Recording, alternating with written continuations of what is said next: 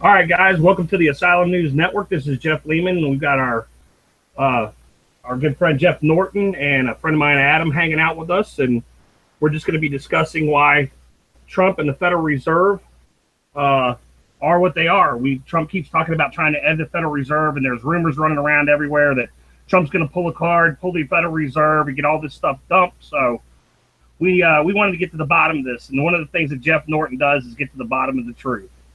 And so what we're going to do is we're going to start the show out. I had a little slideshow presentation problem today. We had a really nice slideshow for you, so we're going to have to try and play it by ear and see what we can hook up here in a little bit. But for right now, I'm going to let Jeff Norton start explaining this situation. Oh man, you're gonna start off the bat with me. Are you sure your listeners want to do that? You're the man, man. You know the know and in on the go. Oh Lord, where do we begin? All right, first let me say, President Trump cannot end the Fed. Enough said. Good night. so, hey everybody out there. This is Jeff Norton of Morning News Radio, which is going to be coming to the airwaves here soon. We actually have our site, our everything up. So I suggest it, or please get over there to YouTube, type in Morning News Radio, Jeff Norton, and sign up and get subscribed. But we should be coming to the air here next week or the following week. We're just waiting on one more piece of equipment for that show. So I'm going to do that's a selfless plug. That's my fee. That's my fee, Jeff, for being on the show tonight. You'll be that's your plug. That's my plug. That's You my can plug plug. the show So anytime you it's want, brother. there. This is what happens in the asylum. You hang out with us in the rubber room, and we get to talk about all kinds of crazy shit. Get a little bit crazy. Yeah, I promise this will not be a marathon show tonight. I'm not going to hijack your show and carry it into the wee hours in the morning. This thing, Jeff, you reached out to me last week or earlier this week and talked about, you heard rumblings or rumors about Trump ending the Fed. And let me say this wholeheartedly with inside knowledge. Trump cannot end the Fed. The Federal Reserve was created by an act of Congress in 1913. It was a dubious act. Don't, before all your listeners out there flaming and stuff, I am not a fan of the Fed. I don't like paying 32% of my income to bankers. So let me let me stress that to your listeners. I am not. You're not going to hear Jeff Norton holding or carrying the water for the Federal Reserve. It is a private bank. A lot of people don't know that. It's amazing how many adults I talk to day to day that have no idea that the Federal Reserve is not a federal organization. It's not under control. It is a private Private. organization. Private. It was, a great book is The Creature from Jekyll Island. If you want to know about how the Fed was started or enacted and the dubious ways in which it was voted in under Congress. Yes, it is true. During the Christmas holidays, the president and Congress had a vote, and a lot of people would argue that the Fed is not valid because not all the they didn't have a quorum, but that's not true either. They did. It is valid, and it's valid because don't pay your taxes, and you have this thing called the IRS that show up with their guns and whatever to seize your property. So, and there's been a lot of court cases and everything. So I don't even want to go down that route, but I do want to stress Trump cannot, he does not have the power to end the Fed. And the reason being is because there is specific power that's been given to the president of the United States. If you read the Constitution, and I'm a huge, huge, huge advocate of that document. I would say before you even jump into the Patriot movement or criticize the government, if you have not read the Constitution and studied the Constitution, shame on you. You have no place really to speak, other than you're an American and you have the right to say whatever you want to, but you're not coming from a position of knowledge. Um, and it's real simple. When the framers of the Constitution got together, they set up a three chair system, three legs of a chair kind of thing. You have the legislative, you have the executive, and you have the judicial. The legislative is the one that passes the laws, funds the funds the laws. Your Senate creates and passes the law, and it's up to the House of Representatives. And this is a very high level. It's up to the House of Representatives to fund the laws and do the funding. So there's your check and balance. Even though a law's passed, if it has no money, you can't do anything with it. So that's one and two. And then, of course, you have the executive branch. The executive branch has the right, of course, the veto. They have the right to name board, and as you're seeing now, when you're putting the cabinet together, we're seeing that right now in history. Now, some will argue that the fact that President Trump does have the power, you have two board seats that are coming up. You have the 8th district, and of course, Yellen's 10 years coming up, and so he could elect or select individuals that would be friendly to his position, but that doesn't mean he can end the Fed. It still has to go through Congress. Only Congress can rescind a law. The Supreme Court could rescind the law, but there's enough case law. The Fed's been with us since 1913. Every year. Long time. Yeah, don't think that this is a popular kind of thing. Since 1913, every year there's been challenges to the Federal Reserve in one form or fashion, and so you're well over 100 years, right? We're 104 years into this, and so don't think that Trump's going to be able to end it anytime soon. Now he can sway it, obviously, by who he elects or who he selects, but you also got to remember those people got to pass a confirmation hearing. So it's going to be really risky. And even if he had the perfect storm, as they would say, and he got the individuals in there who could change Fed policy to mirror what he wanted it to do, they got to get through the congressional hearings. And when you start dealing with the Fed, you are now, this is this affects a lot of people, on both sides of the aisle. This is not an issue of who's going to be the next attorney general. This is going to affect corporations, and who do corporations own? They own politicians, and corporations are blind. If you're a Republican or a Democrat, they just own them all.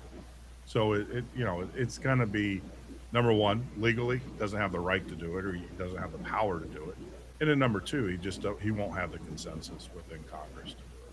So you don't have to worry about it. Well, there was a whole bunch of different questions that were thrown at me, sure. and a lot of them, if I don't know the answers, I'm going to go look it up and try to figure it out. But sure, I was told several different times that the Fed only had a 90 years to resolve it, and then basically it was over with. No. There was no charter. There was no lease law. In other words, they call those lease laws, in which they put an execution of time on them. That's not the case. Now, they might have had 90 years in which they wanted to take over. Look, you're talking to a person who hates the Federal Reserve. Like I said, I don't like giving 32% of my money to banks, and that's basically what we do as Americans when we pay in to the IRS. We're not paying to run this country. What that money is it pays the interest on the money that the Federal Reserve loaned us. Our money that they loaned us. And so I'm not a huge fan of it, but there is no lease law. In other words, in the sense that it expires. No, there might've been a 90-year plan to take over all of the financial of the world or the United States or whatever. But, and for the most part, they've been fairly successful, if you think about it. Well, yeah, they've been doing real good considering that, at this point in the game, we're at a fiat currency now. I mean, Yep. We've been on a fiat currency ever since central banks. Now, see, this concept of the Federal Reserve, let's kind of back this story up. The central banking has been around since, President Washington took office. I mean, he actually, one of the first things he did is he enacted the central banking because they had to pay the war debts from the Revolutionary War. Now, they modeled that under the British banking system. The problem with that is that they found that there's a rule in business. It's called he who has the money makes all the rules.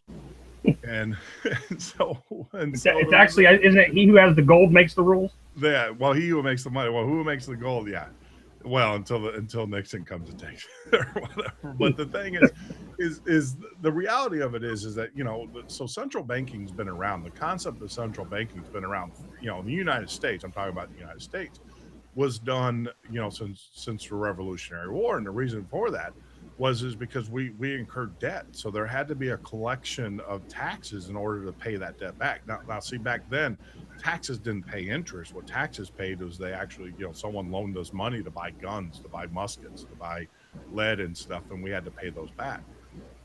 And so there was always that, a central bank. Now what happened is under Hamilton and Jefferson and stuff, there's a long history of fighting where the central bank was used to against political opponents. Say you were a senator from New York, and you were running against a Hamilton or a Jefferson, and they didn't like you, and so they instructed their bank or whatever to manipulate the money supply going into your city, or to do stuff that was against your positions.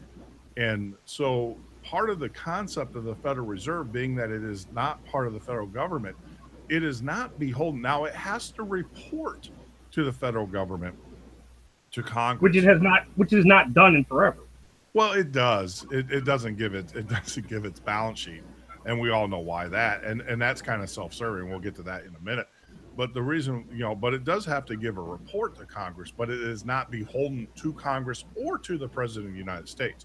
And the reason why is because they wanted it. It's kind of like the judicial system. They structured it when they did the Federal Reserve. Well, they structured it like the judicial system, or the intent was, so that way you were not political. In other words, your votes and the way that you thought were not based upon a political stance, more, or an ideology, but more upon practicality. And but now even in a judicial system, you are seeing political stances being taken. I mean, the whole thing with the Ninth Circuit Court.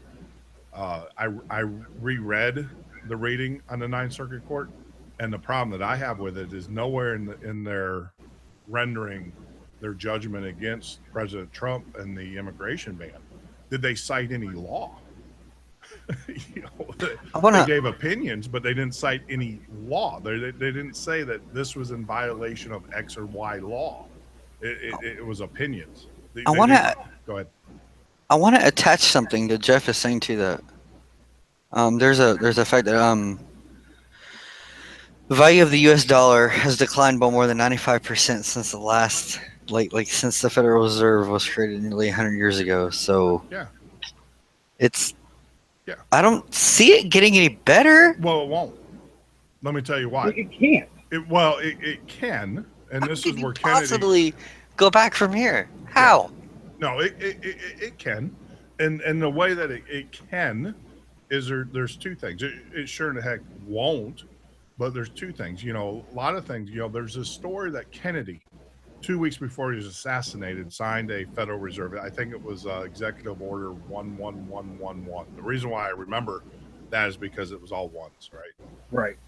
And what he wanted to do, now what the president can do, is that he can tie the value of money to a gold standard or to a silver standard. And that's what Kennedy wanted to do.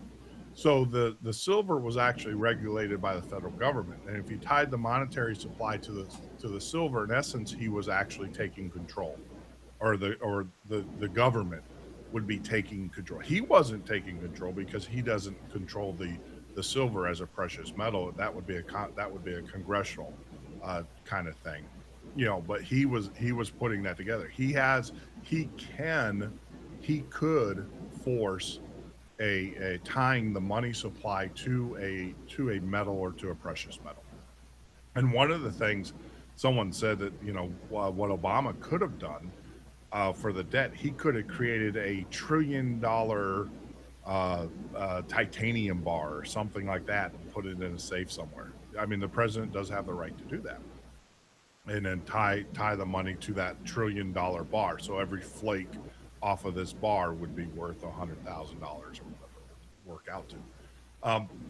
The president does have the right to do that, and he can do that under the law, but it's still not in his control. That at that point, the money supply, because the money supply would still, under the Constitution, is still under control of the Congress, not the president of the United States. So, Okay, so by looking at when the Federal Reserve creates money, it prints money, it charges us interest immediately, debt on the money, which is a big problem. yeah, yep. Then it collects your tax money Mm-hmm. between. Well, hold on. It doesn't. China? Let's get this straight. It does not. It does not collect tax money. The Federal Reserve does not collect tax money under the Federal Reserve Act of the 1913. That's when they created the IRS. The IRS, Right? because you got to remember, the Federal Reserve is a corporation. It is an entity. The entity cannot impose law. The IRS can. So they also created the IRS. So make sure you separate the two. It's very important that you separate. No, I agree. I'm sorry, Yeah. and that's a good point. Go ahead. Yeah, definitely. So- Thank you. Yeah, no, well, you got to, because you got to understand that there's collusion here, right? So you have you have the Chase, the Rockefellers, and everything taking their at that time their steam powered locomotive down there in North Carolina, getting into Jekyll Island, putting this scheme together, and there was an individual there and they still don't know who the individual is. They don't know who he was, and they think that he was part of the German robber barons that was actually there at the table. There were some mysterious people there at Jekyll Island during the meeting when they put this whole plan together. And so, they put the Federal Reserve together. They pitched it, and it went. But then the thing is that then they said, "Oh, the government, because we don't have we don't have the power to enforce or put a gun to someone's head, but the government does. So we need to create the IRS," and that's where the IRS came out, was to collect money on behalf of the Federal Reserve, which is a private entity. Sounds to me like chicken shitting ended up biting everybody in the ass in the long run. Well, yeah. Well, it was about stabilization too. You got to remember all right. So you had banks. You had the Bank of Michigan during the time. You had certain banks. See, there's two clauses within the United States Constitution, and a lot of Americans don't realize this, but inside the United States Constitution, which is what we go by, right? And you think money would be a huge part of that Constitution. There's only two clauses where the framers talk about money. A lot of Americans don't. It's Section 8 that permits Congress to create coin. Nothing about banknotes, nothing about papers, and everything. And the other one is Section 10, which tells the states that they can't do it.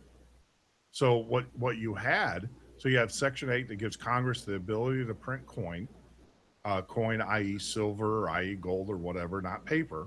And it's specified as minted. It's not. Minted. There's no loophole. Nothing. There's no loophole. And then the Section 10, which denies any other state from doing that. So those are the only two things in the Constitution that talk about money.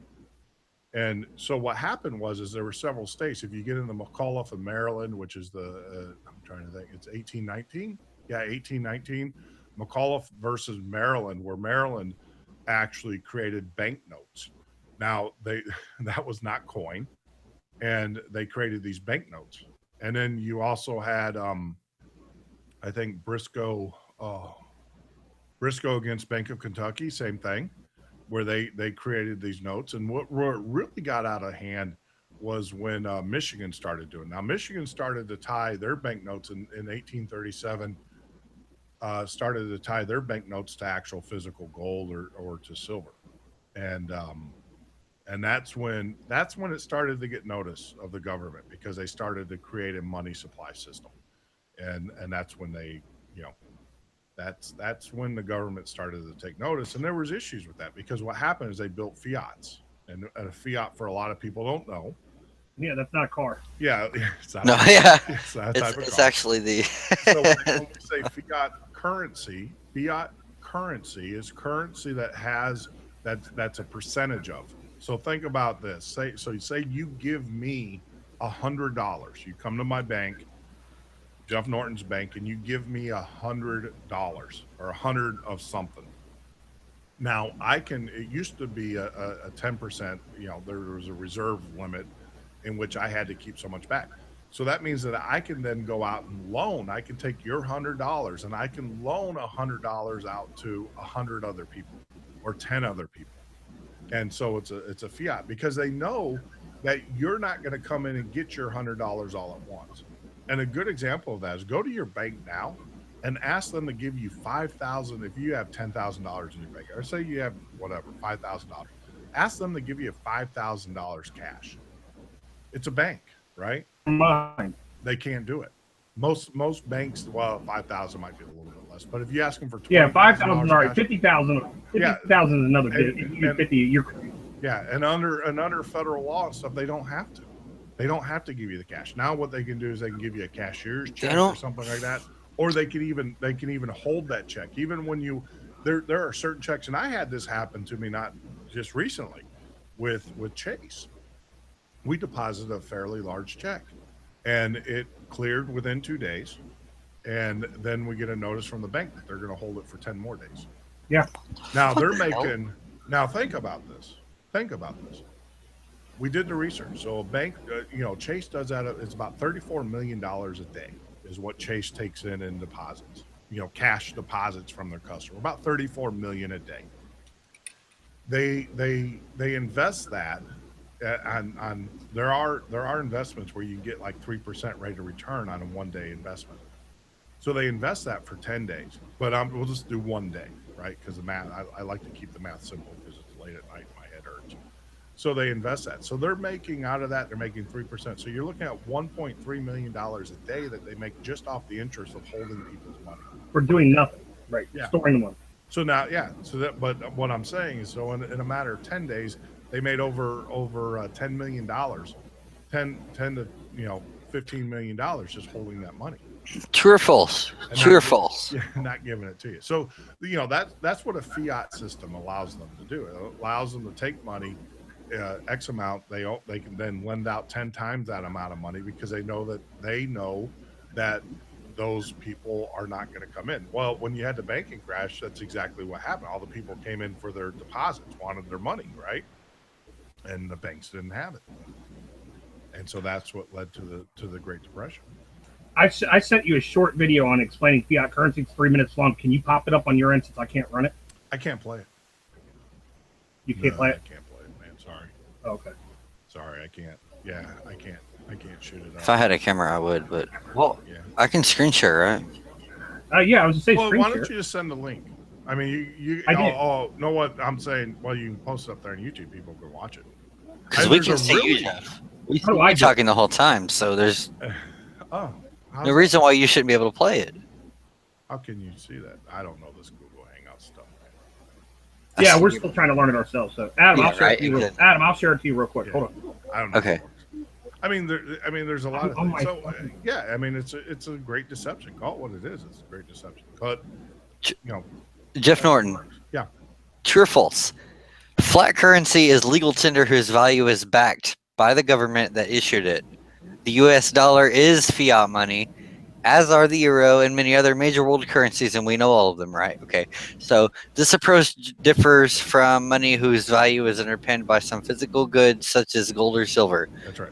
But to rephrase, true or false, fiat currency is legal tender whose value is backed by the government that issued it.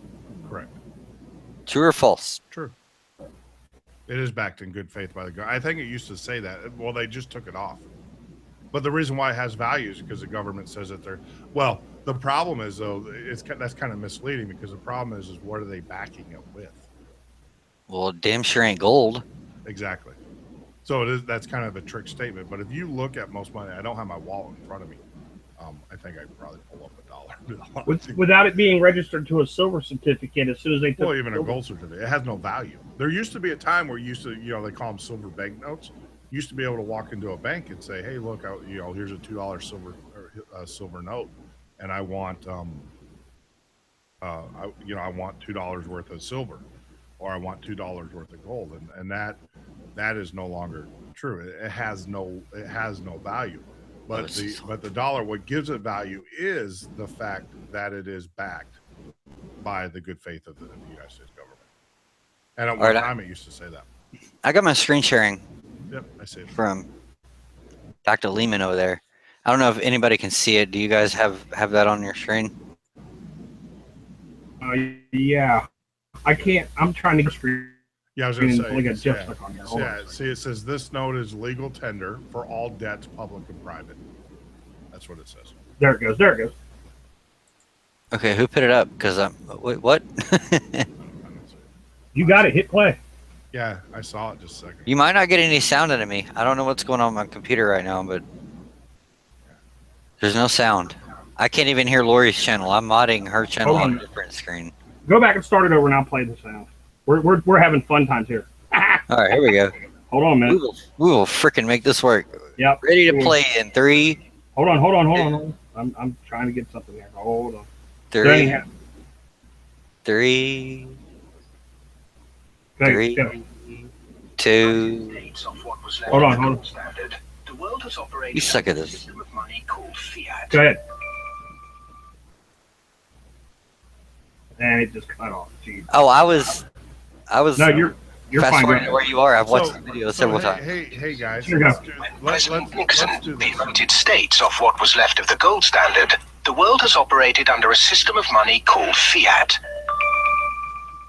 There we go. Right The there. dollar, the Perfect. pound, the euro are all government fiat currencies. Fiat is a Latin word meaning let it be so. It is the law that this government currency be money. Indeed, without that legal enforcement, and the fact that we must pay taxes in this money, that dollar bill or that computer digit that represents a dollar would be pretty much meaningless. Only the government has the power to issue fiat money, but banks can create it through lending. Borrow $10, a bank can create it from nowhere and lend it. Interest. Banks also create money by lending against an asset, such as a house. They're given the deeds to the house, and they create the money out of nowhere and lend it, at interest, of course. Over the last 40 years, since this fiat system of money became the global norm, the supply of money has grown exponentially. In fact, we've seen the greatest growth in the supply of money in history. But who benefits? Of course, those that have the power to issue money, governments and banks. They haven't had to do anything productive, they just create money. Then those companies and individuals that get this money early, they can spend it before the prices of the things they want to buy have risen to reflect the new money in circulation. In other words, they get services, products, assets cheap. But prices soon rise. So holders of assets such as shares or houses will then see gains without there necessarily being any improvements to the company or house in question. Often, this can lead to speculative bubbles. Who gets this money early? However money is created, be it through lending, fractional reserve banking, financial bailouts, or old-fashioned money printing, banks are always at or near the top of the money-issuing pyramid. Next come corporations who borrow large sums, those on lucrative government contracts for new ventures, particularly overseas. Companies and partners, those that borrow early and at low rates. Senior employees. They all quickly get their share of the pie. This will come in the form of bonuses. Those at the bottom of the pyramid. Those on fixed wages or incomes, those who live in remote areas, or those with savings. By the time this newly created money has filtered down to them, the prices of the things they want to buy have increased. Their savings buy them less, however, and their wages remain largely unchanged. In some cases, they have to take on debt just to be able to afford the things they were previously able to buy, which means they have to go back to the banks. In reality, this process of creating money only redistributes wealth from the bottom to the top of the pyramid. And thus that ever-increasing gulf between rich and poor gets bigger and bigger and bigger. Very short, but it kind of to the point. Yeah. No, it's very informative. It's perfect. Yeah, I mean, and that's the thing. You know, a lot of people are saying, you know, the stock market. 10 years ago, if I told you the stock market would be trading at 20,000, you know, you'd think I was nuts. But what they're doing is they're taking a lot of these banks in because you know you got rid of Dodd Franks and a lot of the bills. So your banks, the regulatory, so your banks now can do investments. And so what they're doing is that they're investing money in. They're taking a liquid asset, you know, i.e., currency, money that really has no value. It's not tied to anything of value, and they're buying hard assets with it. It's a great form of laundering money. Yeah, I was going to say, isn't that the most amazing thing? Yeah. When you can give somebody paper for gold, Yeah. and then know that you own the gold, which is a physical asset that'll never change. But the paper that you wrote it and printed on is worth nothing. Yeah, really. I mean the banks. There's gold hedge funds right now, so the banks can produce X amount of money, right? And then they can take that money and they can go out and buy gold, which is a physical asset. But worse off, they can buy property. They can buy real property, you know, buildings. They can buy, you know, estates. You can buy politicians. There's a lot of things you can buy with cash, and they're taking something that has value. But I want to get back to the thing, to the statement that Alex made a little bit earlier, is that money's value decreases, and that's not necessarily true all the time. I mean, it can increase, and the way it can increase, and that's one of the arguments that President Trump had with the Obama, also the Federal Reserve Chairman Yellen, is that she kept interest rates, she kept money at zero, right? So you made no money by putting money in a bank account. You made, I mean, I remember a day when you used to get 9% interest on something, or you used Right. to get, you know, on a bank, but you don't get anything on it when it's at zero. And so there's no reason for people to hold U.S. currency. Now, the fact that she's increasing, and you're seeing something right now when you get into forex trading, you know, currency trading and everything, you'll see that there, now that she's increased the interest rate on the dollar and everything, you're seeing more interest in the U.S. dollar. And the reason, and people are dropping bonds, which is debt. When you buy bonds, get into the whole investment side of it, but when you buy bonds, you're buying debt. You're seeing a lot of countries now who are buying our bonds are now dumping our bonds and buying dollars. And the reason being is because now that they're making money, they're making 1 or 2 points, 2 basis points off of the currency out there. So the fact that you raise interest rates is not a bad thing. Now, the argument is that you raise interest rate, that's going to slow growth. I necessarily don't think so, because I think our president is kind of countering that.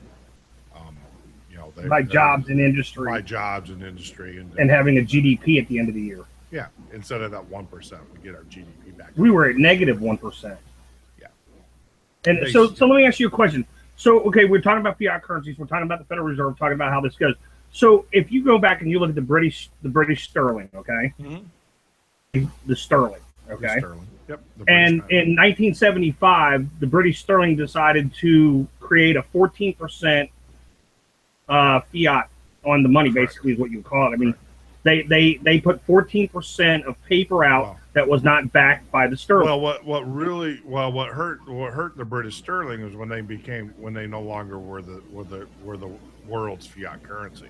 See, the British pound was everything that was traded internationally, everything that was traded, you know, was traded in the British sterling. And now, you know, back in 75, it lost that designation. And why did they lose it, Jeff? Well, they lost it because America. Well, you know, America. That wasn't the answer I was looking for. Yeah, okay. I'll give you he who has the money makes the rules, kind of thing. And so a lot of your bankers and the German barons, you know, they carried a lot of debt from the war that still never got reconciled, and they owed a ton of money to the German banks. Believe it or not, you know, a lot of people don't realize this, is that German banks financed both Hitler and the rest of the world. Right. So, you know, it goes back to that conversation we had, you know, last time I was in the air. You know, he who makes money makes the rules, but he who makes conflict makes the money. Right. And that's why you need pestilence, famine, all the bad things. You sound like Peter Baelish from Game of Thrones on that one. Oh. Jeez. I wanted to show everybody this. It should be up on screen. I say, This is the 2017 Federal Reserve money order. Yeah. 2.4 million $1 bills. Yeah. No $2 bills. Apparently, why? yeah, I don't know. Yeah, they got rid of $2 bills. You know, there's people that have been arrested for trying to Yeah. cash a $2 bill. Yeah, Because most people don't know what it is, so they people think don't know it's, what they are. Yeah, they think it's actually counterfeit. There was a really good strip club we know where they started handing out $2 bills to everybody. It was great. Wouldn't you, as a stripper, prefer a 2 over a 1? I would. Well, of course, and that's why they started passing them out at the strip club.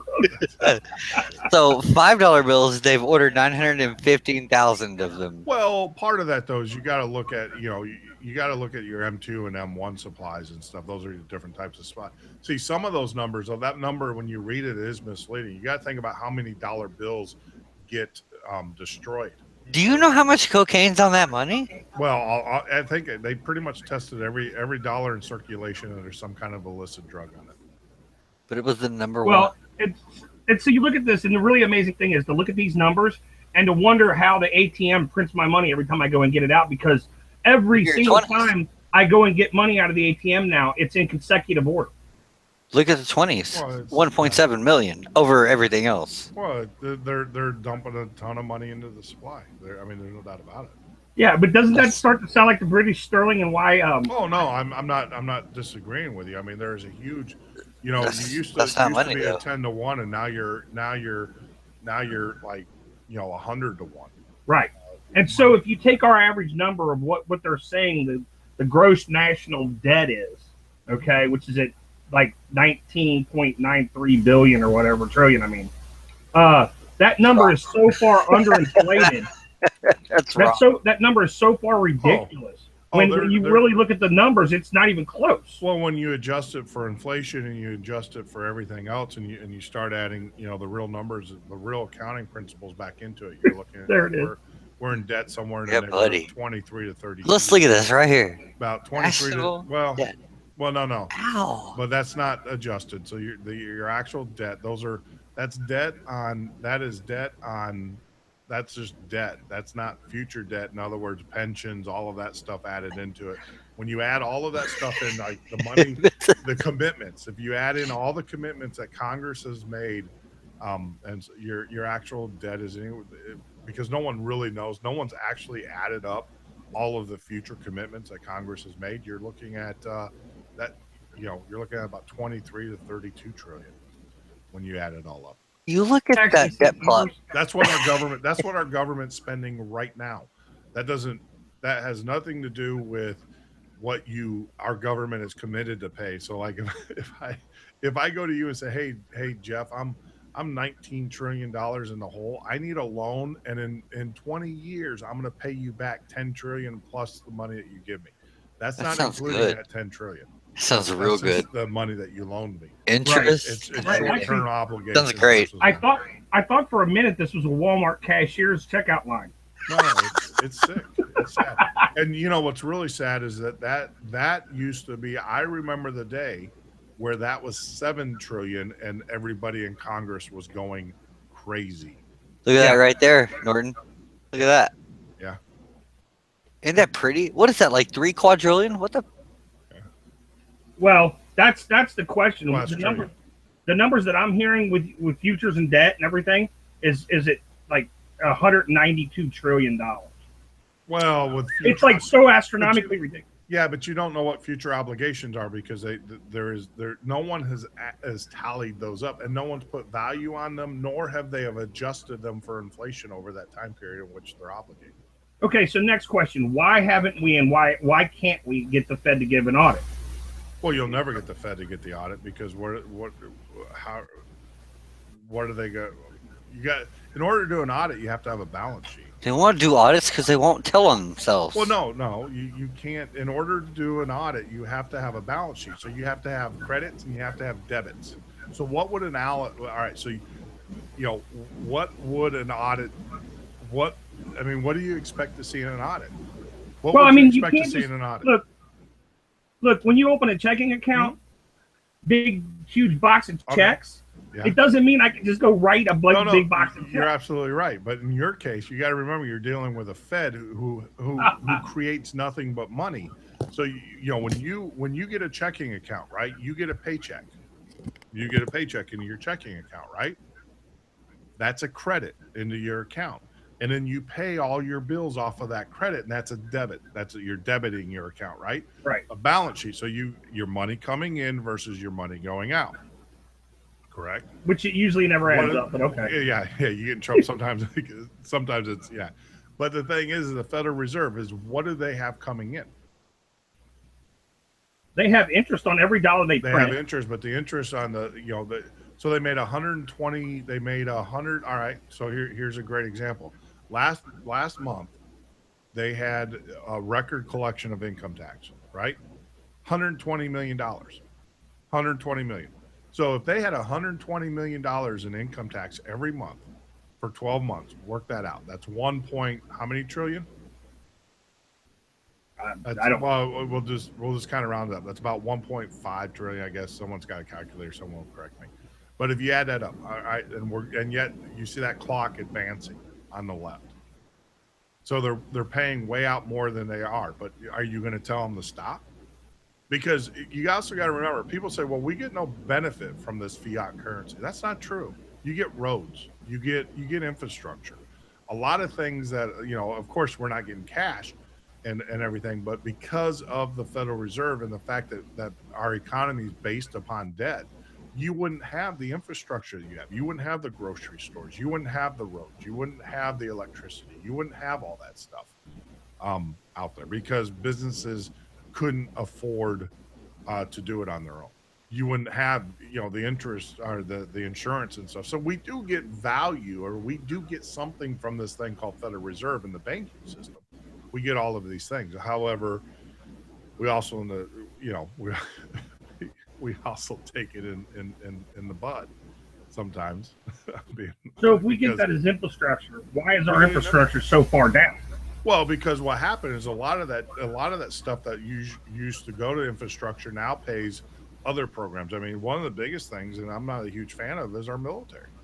I mean, I love our military. I love our men and women. Don't get me wrong, but we spend more money in our military. We outspend every other country 3 times in the military. I mean, and I agree with you 100%. I agree with you 100%. One of the problems that I have is anything during the Obama administration, we keep funneling the money to everything but our military. That's not true. No. But where our budget, because you have these. I mean, you have Boeing who's out there charging $130-something million or $300 million for an airplane, and then when Trump goes, hey, I'm canceling your order, they go, oh, hey, guess what? We just found $40 million that we overcharged you. That's been going on forever.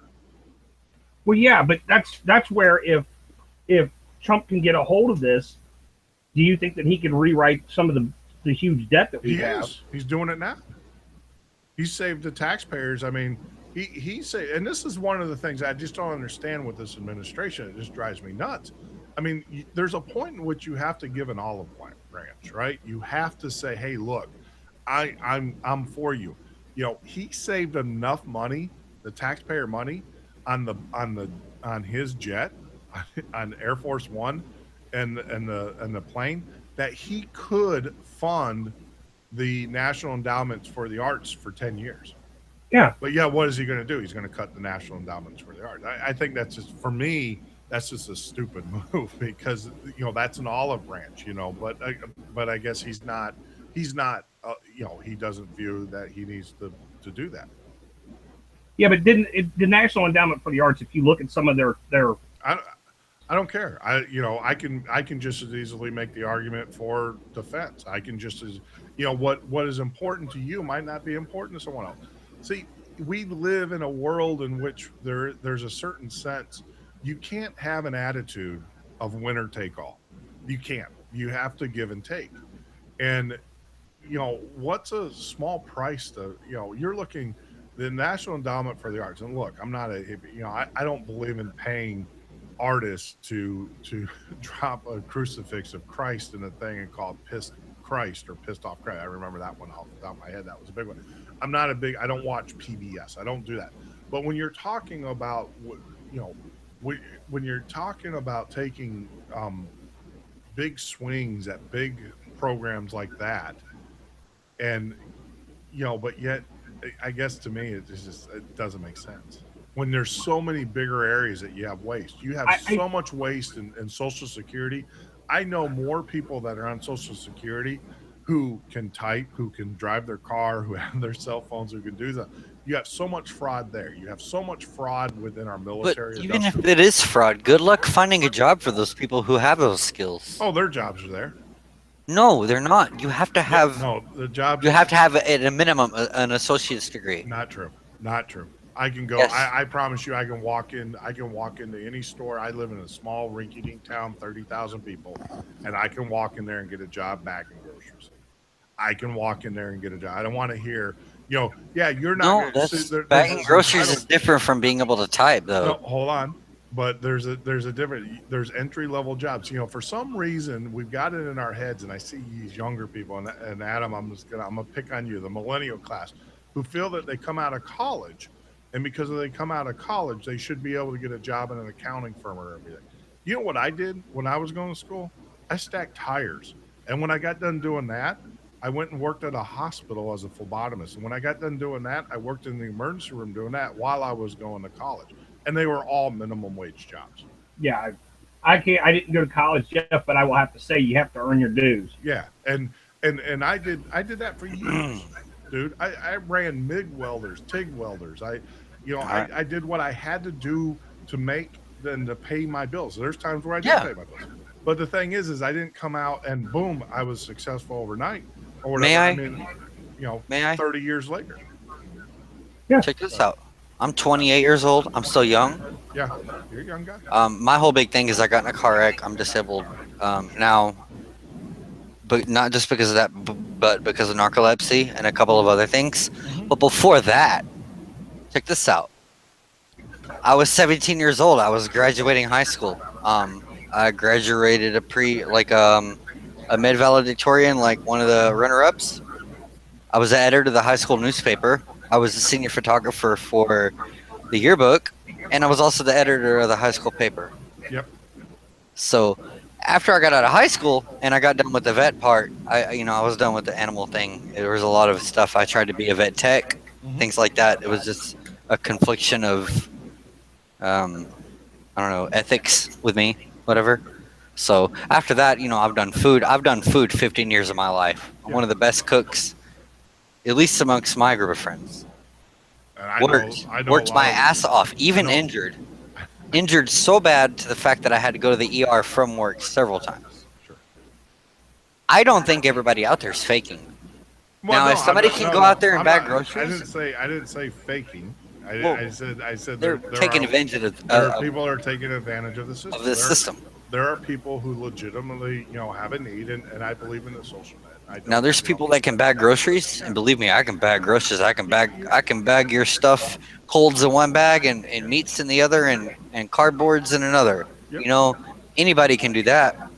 But there's a bunch of people. What he's trying to say is there's more people that would rather get on the program and take what they can get instead of going and work. There's people I know darn well. But they're gonna sit there and get on the internet every day, just like I would. But they get on the internet. They can do stuff. They can train. See, the problem is what we have in this country. But there's no jobs for them for there that. There are jobs for them. Don't say there's no jobs for them. I can tell you right now. I can put data entry people to work left and right.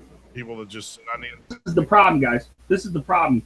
The jobs that they could go do. It's called a sedentary job. I mean, I'm just going to say it. I'm just going to put it out there. They feel like the Mexicans should go do that job.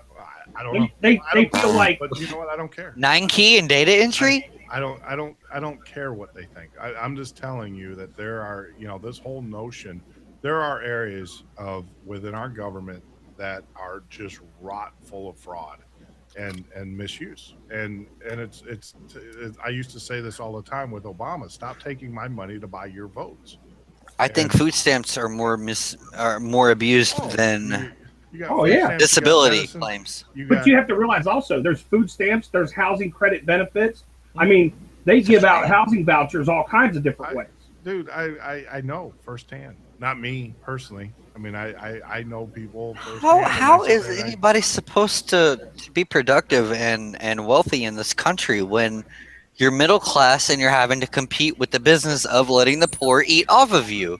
well, well, you have a shrinking middle class, and that's the problem. Is right now you have about 43% who receive some type of government assistance, which means that the remaining of the people that are out there are the working or supporting the 43% one way or And another. and Adam, to answer that question for you, this is how it works out. Okay, to answer that question is if we had jobs in this country where families could go to a Ford Motor Company and work for 35 years, Well, like your father or other people could, if they had carrier air here, if they were buying their products in the U.S. and they were manufactured in the U.S. and our jobs were kept in the U.S., then the difference would be we have a way to feed and clothe and house the people that can't find the right work or are disabled or car wrecks or whatever it is. The problem that we have is it's gotten to the point where all those jobs are gone and there's no influx of money coming in from all those people.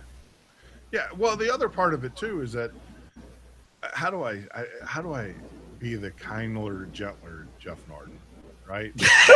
Don't be. I'm Wait a just minute. gonna Wait a say minute. this. There are a lot of Please don't people be. who think that. All right, so back when my grandparents, right, when my grandparents were young and were out there, if you didn't work, you didn't eat. Right. You know, and I had my grandfather. I'll tell you, he was disabled. He was in a horrific. He worked on the rail yards. He was caught between a rail car. Still went to work after he had his surgeries and his legs put back together and everything. But not in today's day and age. Oh, I'm on disability. Um, People work. It's a different ethic. Because it's so easy to sit at home. And you do what you look. I'm a libertarian, so I only care about me. I don't care about how do I say I'm trying to be the kindler gentle. I don't care about what you do. I just care about me and the people I associate with. But the thing is that let's just be brutally honest. There are a lot of I think opportunities for people out there. People just choose not to take them. I think And honesty is the best course in that. yeah, I mean, It is better for you to tell me that you don't give a shit and you care about yourself than it is to lie to me about it. well, that's I'm a libertarian. I believe that only you know how you need to live your life. I can't tell you, nor should I, nor am I in a position to tell you how to live your life. Nor should nobody be basing their But major the thing is decisions that off of it either. Well, the other part of that too is that nor should people, i.e., the government through the IRS or whatever, put a gun to my head. You know what? When someone puts a gun to your head and pulls money out of your pocket, what's that called? Robbery. It's theft. That's called theft, Or- and taxation is theft. Taxation is theft. And Yeah, if you have a land where there's borders and you have to have a license to drive, you have to have the license to farm, you have to have a license to sell your harvest. Yep. You have to have a license to fucking talk to some people. In some cases, you do. Right? No, but But- it's a big farm. But the other thing too, a lot of people forget is that what we pay in the IRS, what we pay that 32%, when the IRS puts a gun to my head, that money is not going to pay for your health care. That money's not going to pay for your food stamps. Nope. That money is gathered through taxes, through wheel taxes, through sales taxes, through taxes on produce, through Jeff Norton, when I who open up my pockets stuff. that money, Jeff Norton? Who Well, pockets that money that is what goes to the government. That money is what funds the general fund. That's what pays for the military. And then of course they borrow money from other countries and other entities. But the majority of the operating capital of the United States comes from your cell phone taxes and your taxes on medical durable goods and things like that. The income tax that we pay, the money, when you get your check at the end of the week and then you see the FICA and all that stuff, that tax actually goes to pay the Federal Reserve. See, one of the things I think Trump could do, and he can do this. He does have the power to do that. Tell the Federal Reserve, said, look, we're not collecting any more taxes on your behalf. What we're going to do is take the money that we collect and we're going to pay down our deficit. Now he can have the power to do that. In essence, run them out of business. And he does have the authority to do that. don't think it will work because Lincoln tried to do that to pay off the debts for the Civil War, and we all know what happened to him. And some will So, say Kennedy tried to do it with tying the currency to the silver note, and we all well, know and what that's happened. that's exactly what we were just talking about. Is in that I've got this presentation. I want to run this real fast. Hey guys, I hate to do this to you, but I do, Jeff. I I know love you this could. thing, but yeah, I do have to cut out of here. Last time, Shame. yeah, sorry. It's Hey, okay. Well, you'll check be able this to out. catch me. This is the He's thing. gonna run this presentation. So, are you gonna be here after it or Oh, no? well, no, I actually I have a very important meeting that I missed last time I was on Jeff's show that I need to make up, You need and I to can't miss it. express your priorities better. Oh my! I think my priorities are pretty sound. Jeff will Yeah, show you it a little bit later. So, Dude, it was so great talking to you, So Jeff. this is the thing, though. I want to tell everybody here, get out there to morningnewsradio.com. We're getting the site put up and stuff. So what we're going to be doing, so everybody knows, is that from 6 a.m. Eastern till 10 a.m., 6 a.m. to 10 a.m., Monday through Friday, we're going to have the show. We're going to talk about these issues, these types of issues, everything that's going on in current news. But more importantly, we're going to give phone lines so that you can call in and you can talk with us. You can argue with you. Say, hey, Jeff, you're full of shit. Whatever you want to. I don't care. My job is to upset everybody. Jeff, how can I get on that show? Well, you can join if you go out to morningnewsradio.com. We'll have the numbers out there. We actually just got the website up today. Had some working. issues. Yep. So we got it up. We're going to be posting news articles, things like that up there daily. When I start seeing things, now we got it hooked into Facebook and all of that stuff. So when I start seeing fake news or things that are, and if you follow me on Facebook and everything, you'll see. I mean, Jeff will tell you, I'm always calling out fake stuff left. Oh yeah. I when love the fact that when we I can- see things that don't, that aren't true, or what, and I have research and everything into the articles, and I try to set the record straight. One of the things that a lot of these news agencies, they skate it. They skate by because they know most Americans won't spend the time to actually read the article, so they'll put salacious headlines up there. Where can everybody go to find the morning show, Jeff? Well, this is it. So it's a morning news radio. You will see links right here. Okay. And you can download the app and everything. And, we'll communicate through here. But also, of course, you can join us on Facebook. Follow us on Facebook. Type in Morning News Radio there as well. And if you see the logo, then you're on the right page.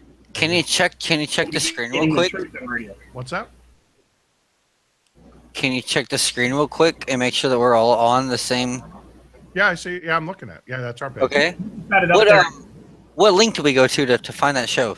Well, it's the Morning News Radio. Like I said, we just got the website up today, and then we'll start adding links here in the next couple of days. Okay, fantastic. Yep. And Sorry so about that. so you guys know we are going to be syndicated, so you can listen to us through some of your local radio. Are you guys running FM or AM? We will be running FM 90. Yeah. What station and where y'all are coming out of? We're going to be coming out of Florida. The great state of Florida is going to be our first radio station here. Tampa, by chance? Nope. We're going to be coming out of Ocala. Alrighty. That's awesome. Yep. So you'll be able to listen to the show there, and of course you'll also be able to listen to the show on redstateradio.com. We'll have feeds. We're going to be on. Gosh, Jeff is. Who knows? I'm not gonna get it out there just yet, but Jeff knows who we're talking to, and you might be able to hear us right before you hear someone else that a lot of people like. So I guarantee you, somebody that we know will be on there. and the whole purpose of it is I'm gonna throw the topics out there for the day. Do you think Trump was right in this? Do you think Trump was wrong? Like, one of the things that's burning the crap out of me right now, just to kind of give you a heads up, is that this whole thing about mental health and gun checks. I disagree with it. So we're going to throw that out there, and I want you, Second Amendment guys, to jump on. I want the left-leaning guys to jump in. I want to hear your opinion. I want to hear this discourse. I want to hear the discourse. And our show is all about discourse. We're going to give equal opportunity to the knuckleheads as well as the other knuckleheads. And then I'll just play moderator. Jeff, I tell you what. Are you guys gonna run a dual stream like on YouTube or We're gonna Facebook? be YouTube, Facebook. Yeah, we do it right, man. You'll Fantastic. Yeah, so a lot of people that don't know me and stuff, I used to run a show called the Midnight Patriot, and then that morphed into the Midnight Ocean, which was more paranormal stuff because I wanted to take a break from the political talk. Midnight Ocean, Paranormal Tuesdays Yep, and then on we the moved, Turn Network. and then now I got back to my roots, which is the political and Hey Jeff, if I can help out in any way, let me know, man. no problem. Like I tell all the people, Lori, Jeff, Damien, everybody, They you all need know me. anything from me, brother, just let me know. If I can moderate, if I can help you look up something, just let me know, man. Join us I'll in do the what I morning. can. You know, join us. I tell everybody, join us from 6 till 10. Oh, I'll be there every tomorrow morning. morning now that I know it's there. Well, we're not. No, we're not. Gonna, Oh, no, we're not going live yet. Going live yet. We're still saying getting everything set up. Like I said, I just got the. Lehman, are you going to be on there too? There'll be yeah. a couple weeks. We're discussing it. Yeah. Yeah. Fantastic. Yep. Fantastic. That'll be a great. I'm absolutely 100% thumbs up approving the morning show thing. Yeah. So, like I said, the whole idea is to give you, great information. One of the things you're gonna like, if you guys haven't figured out, I don't have a problem what your beliefs are. I'm gonna piss you off either way, And that's great. and That's that's just Fantastic. what it is. As long Like as I- everybody can get along, that's great. Like I tell everybody on the show, if I offended you, probably needed it. That's right. That's all we need. We did our job. We're an equal opportunity offender. Yeah. So get It's- out there on Facebook. We have the Facebook page. Follow us there. You're going to start seeing links. What I've been doing before is I was posting on Facebook and then dropping them into Jeff's pages and different things of that nature. But now you're going to start seeing them come directly from the morning news, starting tomorrow. Actually, like I said, we just literally like 2 hours ago got this website up and running. So I think I hear my roommate in there listening to the show laughing. That's great. That's awesome. Well, Jeff, I wanted to tell you thank you so much. Not I a appreciate problem. having on. And I love the fact that you helped me run down what we were trying to get here. Yeah. I got a couple slideshows I'm going to go through here in a minute, and then we'll wrap up here after that. But and you're welcome on anytime. And anytime you got any breaking news or anything crazy that you need to get out, let me know. We'll throw a page up. We'll put it up there. Yeah, not a problem. Like I said, get out to the site, guys. Help support it. It's all about getting the information out right, getting the right information out there to the right people and stuff. And Exactly. if there's anything you guys want me to hunt down, I have a plethora of resources and everything. Well, I have there's one last stories- question. Yeah, go ahead. Well, let me finish. If there's stories or anything you want to send it to morningnewsradio@gmail.com. And if there's a story out there, something on Facebook that you want to track down, get it out there and stuff, and we'll try to get, we'll get our hands around it and try to get you the truth. Because there's so, the media right now that they know how to do, they know the words, right? And sometimes it's not what they're saying is the bigger part of the story. It's not what they're telling you. Just like the whole Russian deal and the FBI White House thing. We blew that one wide open, literally wide open. That whole story, we dissected it and showed people what the AP wrote, what CNN then took and wrote, and then how they manipulated the headlines. And that's just one example of how we did it. This whole thing about on Friday where they had the gaggle and everybody was all up in arms about that. Well, Obama, I think I gave like 20 different times that Obama had gaggles, Right. with certain liberal leaning institutions. So And no one said a word. and no one said a word. And these are the things that we're going to call out. That's not dishonest in reporting because it's not their job to report that side. They reported what they did. However, it is disingenuous in a sense because a lot of people think this is new. This is something that no one's ever done before. Trump's the only president that's ever done that. Well, that's not true. And those are the types of things that we're going to put out there. We're going to let you know. Right now, I am really hot for this whole freaking mental health thing. Do you guys ever all over. deviate from any from anything other than that? What do you mean? Just to let the listeners out there know, like, what type of things do you cover other than that? We'll cover anything that's in mainstream media that's dishonest, and we'll cover sports issues. So we're all about disclosure. Yeah, we'll cover everything. I mean, if it's out there, Fantastic. if it's out Hey, there, hey. So So what's your take on the what was it, Academy Awards last night? The Oscars, bro. I I'm still can't. I don't I'm keep still track trying of to the shit, so figure- I don't even remember I'm what it still was. trying But to it was figure- so funny, the debacle. Yeah. Yeah. I'm trying to figure that one out because I watched what happened, and obviously, but the lady that they actually had, she was like, well, wait a minute. I had the best actress card. So what I suspect happened is that they just printed up two envelopes by mistake. Well, they're all in La La Land anyhow. Well, they're all La La Land. I didn't watch it, so that was the. Well, thing. I love when they came out and they said the winner, La La Land, and then I started laughing after they came back around with the other one and said, no, wait a minute, La La Land. You know what I saw? I saw the audio, or I saw the video today. I'll tell you one thing: that guy jerked that thing out of the announcer's hand. I would have punched him out right then and there. That would have been the story. You grab something like that from my hands. I mean, watch him. I mean, the guy was rude about it. And I don't know. Like I said, I had better things to do with my time. I'm not, Jeff. Yeah. You know how I feel about these entertainers, and I have a Yeah, lot and you of can friends say who it are like entertainers.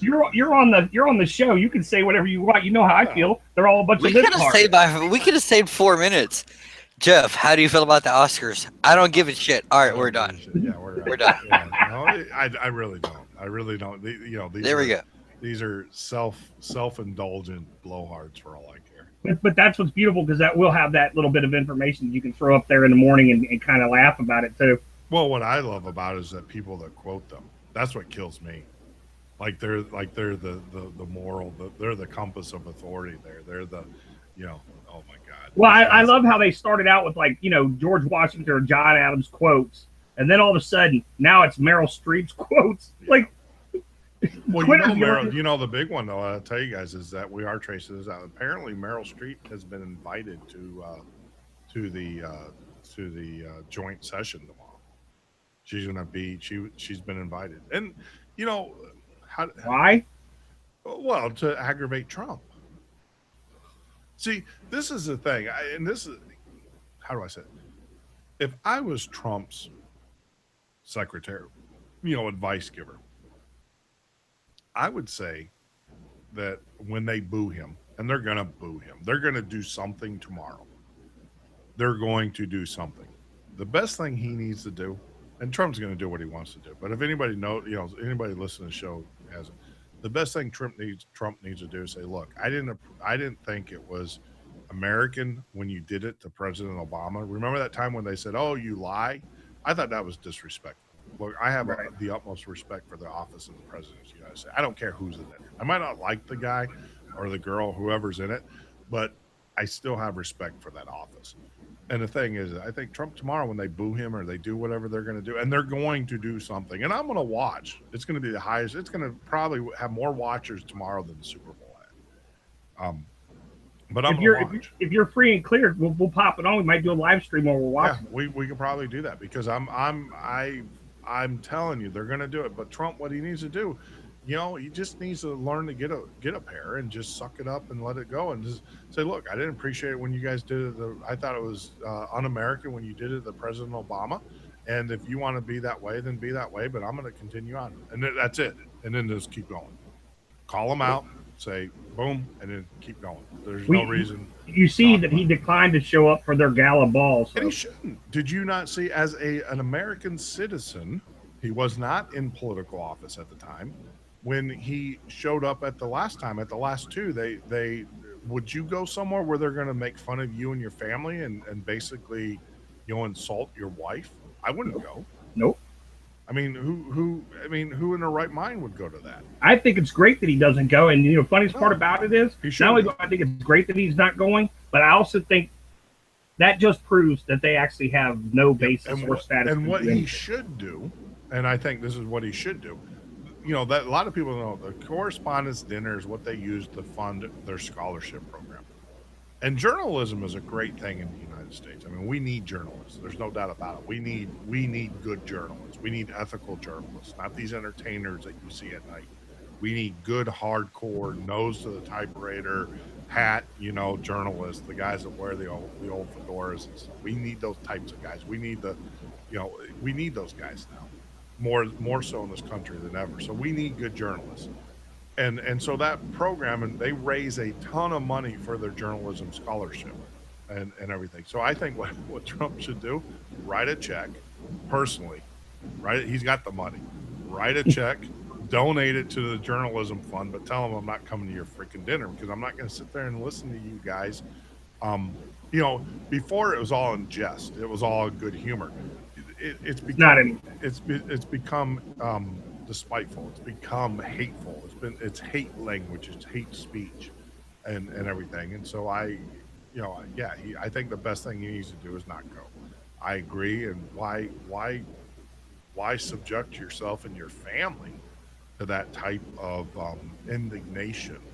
But it is a good cause, and you know what I think he should do? Write a check. I think he should do the same thing you just said, except for write a check to them. He should just start a whole journalism fund for the actually for the ones that actually want to do journalism instead of lie you about get into this whole thing called Pravda at that point. You know, you start getting into government funded journalism. Yeah. Well, I was to say writing a check to them is not a conflict. That's never good. You know, that's never. You know, we're trying our hardest to get rid of NPR. You know, so why fund it? You know, that's where all the checks actually come from. Yeah. So the arts.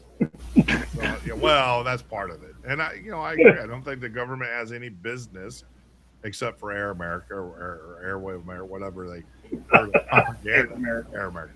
But for the propaganda for a foreign country, so we can manipulate their election, but yet we complain and bitch when they manipulate ours, which they haven't done. There's no proof that they did manipulate our election. But the media said so. Isn't that proof enough? Yeah, the media is wrong. Well, it's a play on words. Sure. It's a play on words. I mean, and that's what we call out. You talk about manipulation of the elections, and I'll end with this. There is no proof that they actually manipulated any election. What they manipulated or not what they manipulated, but and there's no proof that the Russians actually did it. What they did do is they did hack into, or they didn't hack into, we don't know who hacked into, but there was information about that was damning to the Democratic National Committee and the party, and they released that information. But Assange just said it was Seth Rich, and the fact that Seth Rich, has a bullet in the back of his head and he's in the ground, that pretty much tells you who it was. I thought that was suicide, man. Yeah, shot himself twice in the back of the head. Yeah, with 2 different revolvers. So no, that. Hey, so that. Hey, the one thing about all that is, and I will say this, comes down to the Clintons and what happened. Yeah. Look, the media can spin it any way you want it. The media definitely did the far-leaning crap and got everybody convinced that she was going to walk away with the election. Okay, yeah. So that was the lie.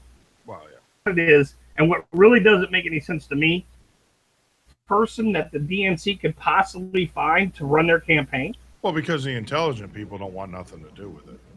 Right. Think about it. I mean, come on. Let's think about it. The American politics has become so vitriol right now and stuff that you have to just be a real. And that's why everybody says, "Well, Trump's brilliant." I'm like, I don't know. It's not really. I mean, the guy has so much more to lose than he has ever to gain. But then again, he could actually be doing it for the right reasons. Maybe he is doing it. Maybe he does believe what he's trying to sell. I don't know. I'm going to see. That's what we keep calling that first 100 days. We're waiting to see what yeah, I'm just gonna see. I'm like everybody else. I'm gonna see what he does. There's things that he's doing now that I think are wrong. But hey, look, not everybody's gonna think the way I think, and stuff. But this is the thing too about the news media and this whole voting thing. And when I'll have to cut off on this. I want the people that are out there listening to do their own research on this. There is no proof that Russia manipulated or hacked into any election system. There is lawsuits currently sitting out there in the legal land, however, where states are prosecuting the Department of Homeland Security for hacking into election systems. Do your research. It's there. It's low-hanging fruit. And they're talking about these Russians, these hypothetical Russian hackers where they don't know anything about it. But there are states right now who have filed federal lawsuits against the Department of Homeland Security for hacking or attempting to hack into the election system. That is fact. that there's enough evidence that states attorney generals have filed lawsuits. I want to say this one more time. There's no evidence that the Russians did anything, but there's a ton of evidence that the Department of Homeland Security hacked in to the point that where even the state attorney generals, even attorney generals who are Democrat, have filed lawsuits against Homeland Security. So go figure. Why is that not being reported? Right. And that's probably one of the most damning tales. If you find out why, you'll find out the rest of the story. But yeah. Well, we know why. We know why, but well, I mean, I don't know why. I just know they did it. All I know is that 14.5 points curve that Hillary's got. It's just amazing to me. Well, like I said, between the voters, the dead people, the Mexicans, and it's voting. I mean, all that stuff. When you add it all up, the points curve is just outstanding. And then it comes down to the fact that Trump still won by pure votes. Well, and the other thing too is that I want to stress this is that we talk about Russian manipulating the election system and how damning that is. Well, heck, the United States through the CIA has been known to kill politicians. We have overthrown governments. We have standing governments. We have especially governments that choose to back out of the oil. That's right. So yeah, exactly. When Donald Rumsfeld shows up there in Iraq and says, "Hey, look, you need to start contributing here to this hedge fund that everybody else is putting money into," and Saddam says, "Go F yourself," and the next thing you know, he's on the list, right? Right. And we all know what happened to him.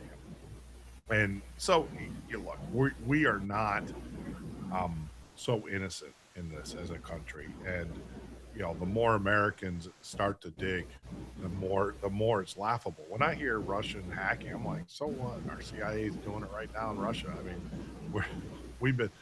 Economic Caveman was a great book, an outstanding. Oh yeah, and it talks about how we, in Bolivia and stuff, how we killed presidential candidates as a government because they refused money. But talking about two great books, I want to leave you. I promise I will leave you on this. I love doing radio, guys, so it's hard for me to get away. But I will tell you this: two great books that you guys need to read. Ellen Hodgins Brown. Dr. Brown, well, she's JD. She's a lawyer. Ellen Brown, she wrote The Web of Debt, and she talks about the money system, and she talks about the Federal Reserve, and she talks about some of the things. And she actually wrote it in Wizard of Oz. And you need to read the book because The Wizard of Oz, the movie, was based upon the whole silver standard system and all that. So The Shocking Truth About Our Money System by Dr. Ellen Brown, Web of Debt. And then she also then came up with another book that's called Public Banking Solution. So she talks about how to get rid of the Fed and create viable, legal, under the Constitution, banking systems that are owned by the people, not by the Federal Reserve. So those are two great books. And if you really want to jump into it head first, I would say go read Public Banking Solution by Ellen Brown. That's the one where she talks about how to create these systems that are legal and viable and also legal in the sense of the Constitution. And then if you want to know how we got to this point, you need to read The Web of Debt. The Web of Debt by Brown. Great books. I remember reading. I had her on the show when I had the Midnight Patriot. Actually, she was my first guest, and it was just out freaking standing. Oh, I figured it was going to be The Fountainhead by Ayn Rand. Nah, I've read those. Those are fiction. I mean, those are docu-fiction. I mean, I'm just teasing. Wait a minute, y'all read books? Wow. When I get done here, I will tell you I've got 2 chapters of the fourth Turning that I'm finishing up right now. So that when I get off the air here, I made it a standard thing that I try to cover 2 chapters. So I've got about 2 more hours of book that we're working on now. Wow, yeah, I finished it. I'm waiting for book number 3. That's a great book. That's a great book. We'll do a shameless plug for Jeff Hayes. Jeff Hayes and the New World Order. Yep. And yep. Great books. I love his books. His books scare the crap out of me. So. because reality fiction. The stuff that I currently read is based upon man. Man screwing man over. You know, the stuff the stuff that he's writing about is the Luciferian. You know, that stuff that always scares me. I'm not a big fan of The Exorcist. Well, I was to say, when you're talking about man screwing man over, I thought you were talking about the Bible. Yeah. So. The problem that you have is just about everything that man writes eventually screws man over in one way, shape, or form. History repeats itself. That's why history is so important. History does repeat itself. And men love to control other men through fear. Yeah. Well, fear, religion, you know, guns, things like that. That's how we control people. And, well, Jeff, thank you so much, and you're welcome anytime. And yeah, thank you. Thanks for having me on. Thanks I'm so happy I got to be on a show with him. Yeah, Adam. I'll in the mornings, man. You can join in. You just got to get up in the morning. 6 Bro, a.m. I'm up at 6 a.m. Central, possibly earlier because of narcolepsy. We go 6 a.m. Eastern, so I expect to hear from you. Okay. He's got narcolepsy. You'll have no problem with it. Well, then be careful. Be careful what you ask. Yeah, the same. You know, the problem. Be very careful what you ask. I will be bugging the shit out of you at 5:45. That's fine. Call into the show. Love to hear from you and everybody else that's out there listening. But you know, to help us, please, I can't stress this enough. There's these things, these milestones that we have to do in order to kind of protect our brand and everything. And one of the things is that we have to, in order to protect our brand on YouTube, we need 100 subscribers. And those that have in YouTube land know what that means. With 100 subscribers, we can protect our brand or our name with YouTube. That's Jeff. of course. I'll get with Mr. Lehman here, and I will get some information from him, and I will put your stuff out there. Thank you. Because once we get it out to the Trump Space page and a few of the other pages that we've got, we'll get you that, no problem. Yeah, we just it's all about protect because we just got to get it. You know, we're young, but you guys, I'm listening to Bubba Fook out here and stuff. You guys are a few steps ahead of me, and watch out because I'm coming for you. That's fine. That's fine. Mercedes, yes, Sam Wolder. It is Mercedes. It's Nico. I got guys in chat room, so I want to make sure that they don't think I'm an elitist. For you guys in the chat room, I am a huge Formula One fan. Nico Rosberg is the champion for last year. He was the guy I was rooting for. I'm surprised you're not all rally like Oglesberg. No, I'm a big nat. You know, I watched Daytona yesterday. I loved it. Man, it was awesome. What a great race. I think I'm going to get back into NASCAR since they've changed their point system now. So now they have to race. It's have still 3 races. It's still go straight, turn left, go straight, turn left, turn left, go straight, turn left. Now they have to race though. They have 3 races in one, right? They get points, and they have 3 different phases, and they have to race each phase to get points. So that's awesome. I think it's. They also get younger as we get older while they're racing around the track. That is true. They are. Just don't hold any NASCAR stock because I hear they're crumbling by like 50%. Yeah, you know, they're trying to, you know, think about, and that's the whole thing. I mean, you're absolutely right. I stopped watching NASCAR a long time ago because it was, you know, go fast, turn left, right? Right. And now that and these guys now, but with the new point system, they have to race each other. And we saw that yesterday in Daytona. They had like 5 major wrecks, because they have to race each other throughout the whole race. So that I want to see Chinese fire drills in the new races. I want to see them have to pull in, change, put a carburetor on the car once in a while. Well, hold on. Then you will like Formula One E, which is the electronic Formula One. Oh God! They don't get to stop in charge in the race, do they? When they run out of power in their car, they got to jump out of their car and jump into another one and buckle in. And take off. So yeah, it's Formula One E. And Bubba, hold on. We always said, you know, Bubba. One of the biggest. I just want to say hello because Bubba over here saying I don't say hello. That's Boo Boo. That's Boo Boo. Boo Boo kitty fuck. Hello. Read that again. Boo Boo kitty foot. Yeah, okay, I got you. See, I'm just kind of one of the biggest things that I was saying, we started Thursday Night Lights down here at the racetrack because we wanted to drag and strip, be able to go down there and have strip racing and stuff and street cars. Strip and racing. We kind of got the muscle car division. Don't wear clothes? What's up with that? No. It wasn't strip racing. That ought to be fun. Street strip racing. Okay. Where you could take it from the street, bring it onto the track, and actually have some fun with it. So we got muscle cars and we got tuners to come in. And so we had the younger kids interacting with the older guys, bringing in the SS muscle cars and that kind of stuff. Yeah. So, I mean, we actually had little Hondas that were stomping the crap out of big block Chevy muscle cars with 600 horsepower. We had this little rice burner eat them up. I mean, just. Oh yeah, torque. You got torque to the wheels, man. Well, one of the biggest things that'd be nice to see is NASCAR came from a whole bunch of guys working on their cars trying to build something to go race on the weekends. You know, and you could say rowdy round tracks and all the other stuff, but as a syndicated big time sport, it would be great to see these race teams have to actually build something that's not manufactured in a CNC lab. Well, you're right. And we actually, right before Daytona, a lot of people don't know, but we have the 24 hours of Daytona, and then we have the stock races. So those races are stock production cars. You know, they do have the fast ones. I think last week I was talking about how it was great to watch a Ford kick the crap out of a Porsche, and that was the stock race. They do that here in Daytona. They do it the week before, or 2 weeks before Daytona. They have the 24 hours of Daytona, and that's where they race. They do have a stock car class, which means all you can do. The only thing they're allowed to do is change out the. They have to have the fuel cell for safety reasons. They have to have the roll cage.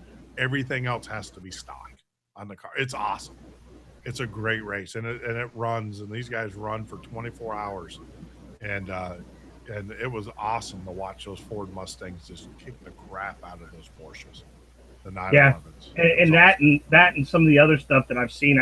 It's just fun to see different stuff instead of seeing they turned left. Yeah, well, I love that. That's why I like Formula One. I love. I'm a huge Formula One fan. 30 minutes ago, 30 minutes. he was gonna go to bed. I was gonna go to bed. I'm gonna boot him off because I know he's got to get up. Yeah, I got in trouble. I got yelled at. I like that executive decision stuff. That's pretty cool. Yeah, I got yelled at. Jeff, appreciate it, brother. Good night, guys. Take care. Be well. And good night, Jeff. Don't be a stranger. Get out there if you want to talk to me or whatever. The best way, either Facebook or message me on Facebook, or of course send me an email at morningnewsradio@gmail.com. I'm gonna get on. One more thing, Jeff. I've been trying to friend you on Facebook forever, but you got so many friends you can't even friend you anymore. No, I'll friend you, man. What's up? Where are you? What one are you friending me on? Well, the Asylum News Network, my personal page, the Trump page. Dude, send me your link, man. I'll make sure it happens. All right. I'll do it. There shouldn't be a problem with friending people with a page because first of all, you can't do that. You can follow me, but yeah, right. But Jeff, you guys can friend me. I'm telling everybody that's out here, everybody that's in here in the chat room and stuff I know from my old show. So yeah, go ahead and send me friends. All right, we'll get it over to you. I will make room for you. You guys better subscribe him. Take care, guys. Good night. Thanks, Jeff. Well, good night. Be safe, and I will talk to you later. It was good talking to you, Jeff. Nice good night. talking to you, Adam. Thank you. And I expect to hear from you at 6:00 in the morning. Hey, you better be careful, man. You're gonna be you're gonna be all sloppy and sleepy in the morning. I'm gonna be like, come on, let's go. Oh no, we're sponsored by the good old. I'm not drinking it tonight because I do have to go to bed. But there you go. Come on, put the plug in. Tim Hortons Coffee. Here comes the plug. Tim Hortons Coffee, the best damn coffee within 500 miles. If you're within Tim Hortons Coffee, best damn coffee in 100,000 miles. That's right. If you're within 500 miles of a Timmy Hortons, I highly recommend that you take the drive, the extra time to go out there. Make sure you tell them that Jeff Norton sent you, and get yourself a Tim Hortons Black with a Danish. Jeff, is it only available online or? What? He'll be available everywhere shortly. Yeah, I'll be everywhere. You're gonna see my mug everywhere, buddy. Hey, you guys want some Jeff Norton? Come on down to Kroger. We're gonna get you right on. Thanks, Jeff. Adam, we're I didn't do it. First of all, before you start lecturing me, I didn't do it. I don't know what you got pulled up there, but close your screen share, and I'm going to pull up this list that we've got, and we're going to go ahead and we're going to run what we were trying to get off in the beginning of the show, but we had technical failure. So yeah, blame it on that. Okay. Well, there's always tech failures because the computer system that I'm using is old. So, but I'm going to see if we can get it up here now. You got it. All right, hold on one second. I think I've canceled the screen share. I'm not sure. All right, hold on one second. Now I'll have this up. I'm just I see getting it Sam pulled. in the chat room and Boo Boo Kitty. Hello, Boo Boo Kitty. I don't see nobody else though. Anybody? Anybody want to say hello? Adam, show your mug. You don't want to see my ugly ass. Believe me, I promise you don't.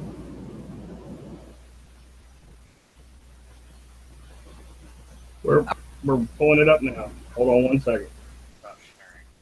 I've already done that. We had something kick us out earlier, and we only had half the show, so I had to run it with like half of the board down. But we're sharing it now. It should be coming up here any second.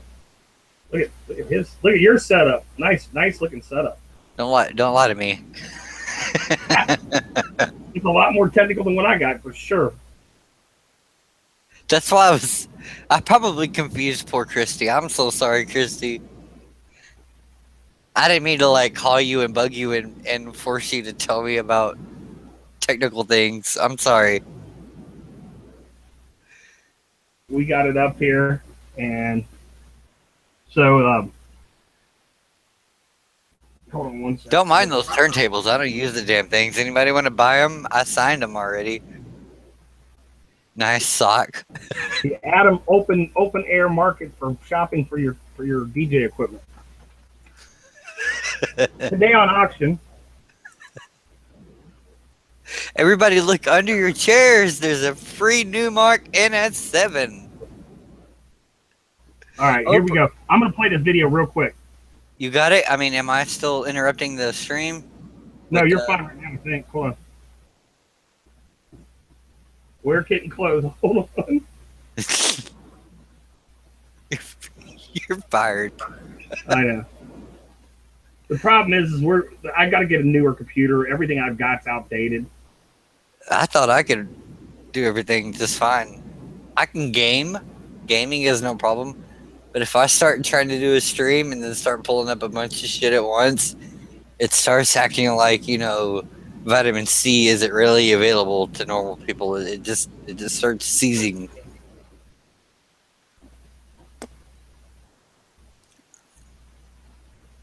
All right, I think you've got control of it now. Finally, thank God. Yep.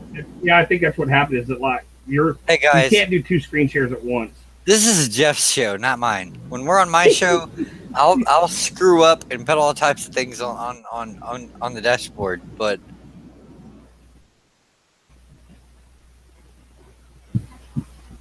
If you're watching, just technical difficulties will be right there. We're just switching over, and we're getting the screen pulled up. If you're having technical difficulties, then you should. I love having Jeff Norton on the show. He's awesome. I really like him. He's a good guy. He's the kind of guy that could get you in a 200-mile-per-hour race car, and you'd love him forever. Well, you don't realize I've raced a lot myself, motorcycles and other stuff. So if I could get on the race car team, I would. Like Profesh? Team Suzuki for 2 years. The definition of I mean, I know you've been on Suzuki. Okay, so you did get paid. Never mind. I'll shut up. A fill-in rider.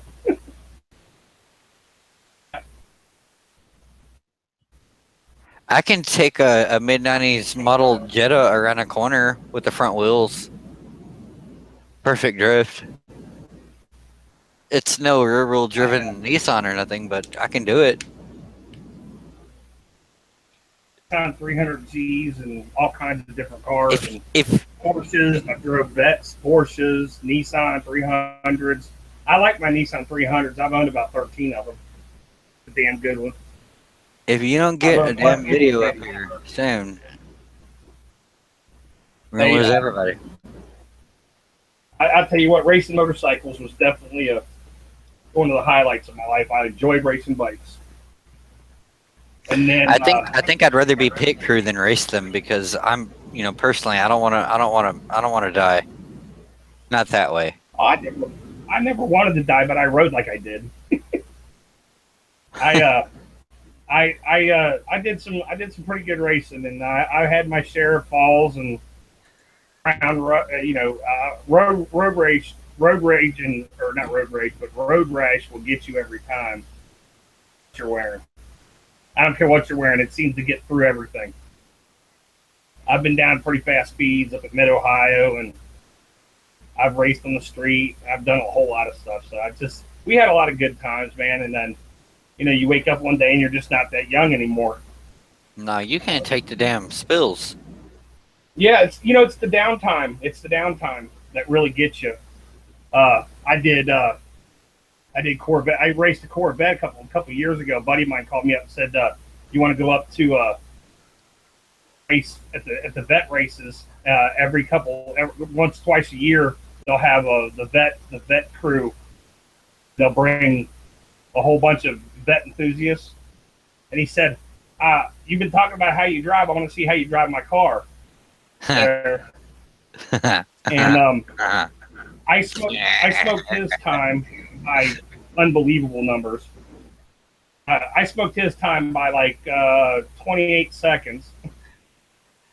I actually, for the size of the vet that I was racing, I had a guy come up to me that had one of the new Z06 Blue Streak special editions, and he begged me to race it. And it was a $68,000 car, and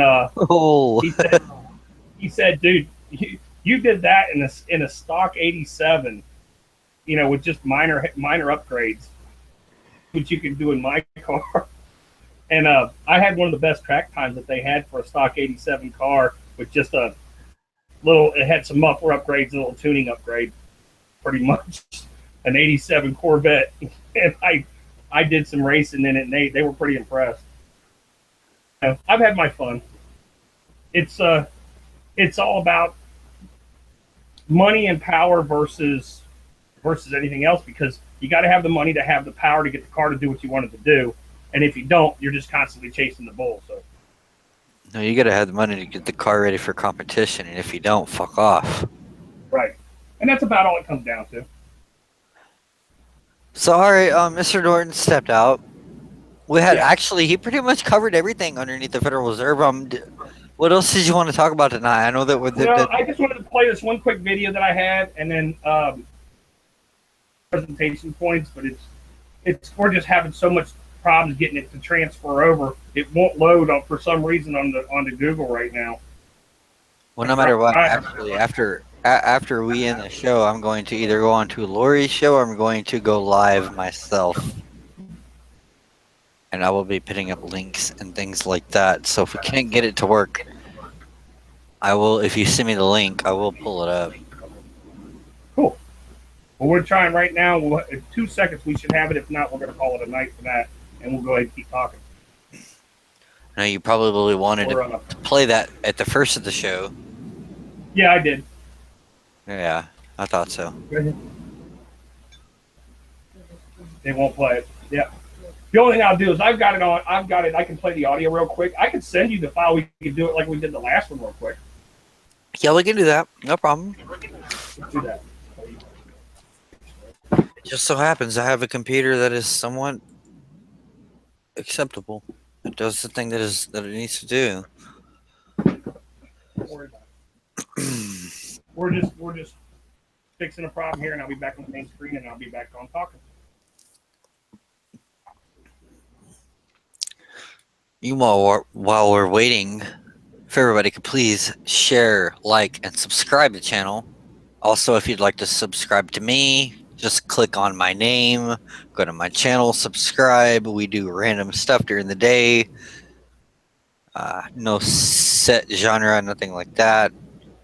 We could be talking about video games. We can be talking about Trump. We could be talking about Hillary. We could be talking about the end of the world. We can be talking about disclosure. I mean, it doesn't, it's whatever. Well, what I'm gonna do is I'm gonna send this over to you right now, and then we're gonna do it as a two-way simulcast.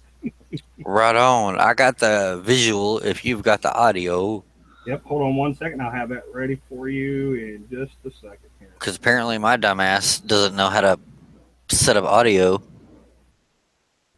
Yeah, for this DJ technical support, you were supposed to have the audio ready now. I'm pretty sure it's going to take 2 systems to do this. All right, here we go. I'm going to send this over to you right now. Okay.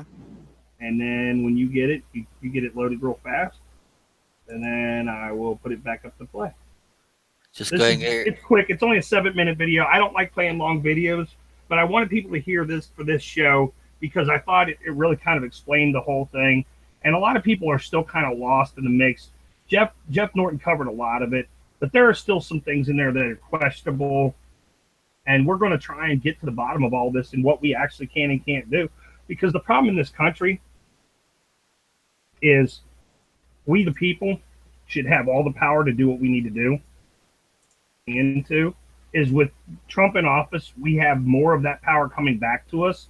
We need to start understanding what it's all about and how everything works. Because a lot of people have no idea how the Federal Reserve works and that it's not an entity of the federal government. Go ahead and change That's, your screen share over to where it's not based on audio, because I've already got the video pulled up and I'm ready to go. Hold on. See if this works like it did last time. Sorry, I'm super fast. Like I already Right. had it He ready. just said he just wanted to tell you how this worked, and it was the biggest robbery ever contemplated on the people. So here we go. You ready? I'm going to start playing it, and then you can find it. It's at the it's 11 seconds in. 11 seconds in. All right. Well, how do I know that my screen share is going out right now? I saw it just there. All right. So I'm about. Go ahead and play. Play. Here we go. Ready? 1, 2, 3. There we go. No, I'm not seeing it on your. In order to begin to understand how our financial system works, we need to go back to the early 1900s, There it goes. 1910 to be exact.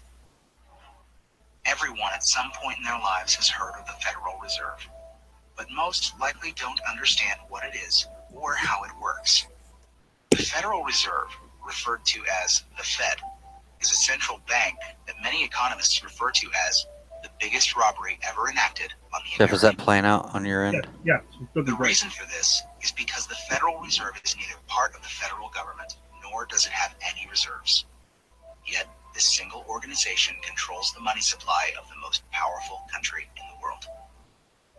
The Fed is very diligent in hiding the fact that they are not part of the government. The last thing they want the American people to fully understand is that our government does not control our own money. In order to achieve this, they were very clever and decided to call their institution the Federal Reserve. And by labeling themselves this way, the general public never thought twice about who was in control of the country's money supply. If the Federal Reserve is not part of the government, then who controls this private organization and how did this come to be? The answer to this question is what changed the course of our country forever. In November of 1910, a secret meeting took place of 6 bankers and economic policymakers who represented the financial elite of the Western world. It was hosted at the J.P. Morgan estate on Jekyll Island, Georgia.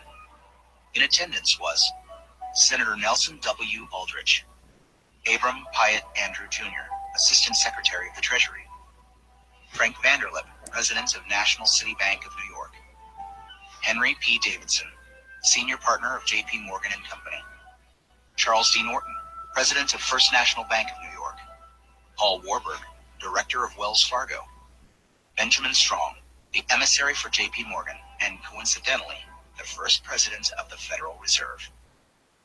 Years later, Frank Vanderlip referred to this meeting as the actual conception of what eventually became the Federal Reserve System.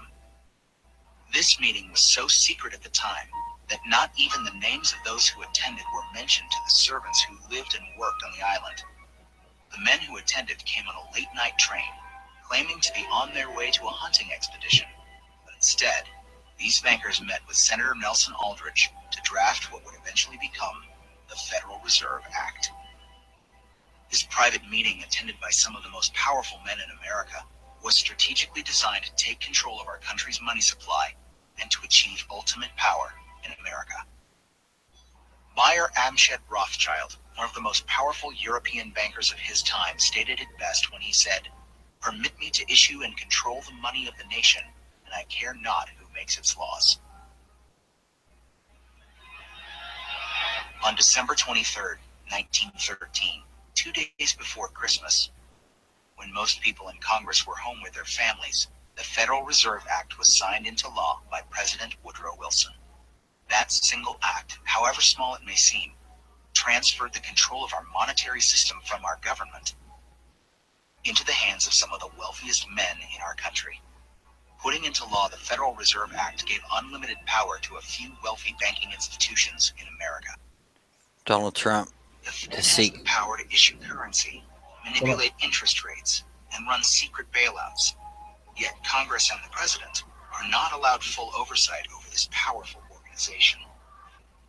The Federal Reserve enjoys a monopoly over the creation of our nation's money and credit, but for 100 years, they have never been completely transparent and accountable about it.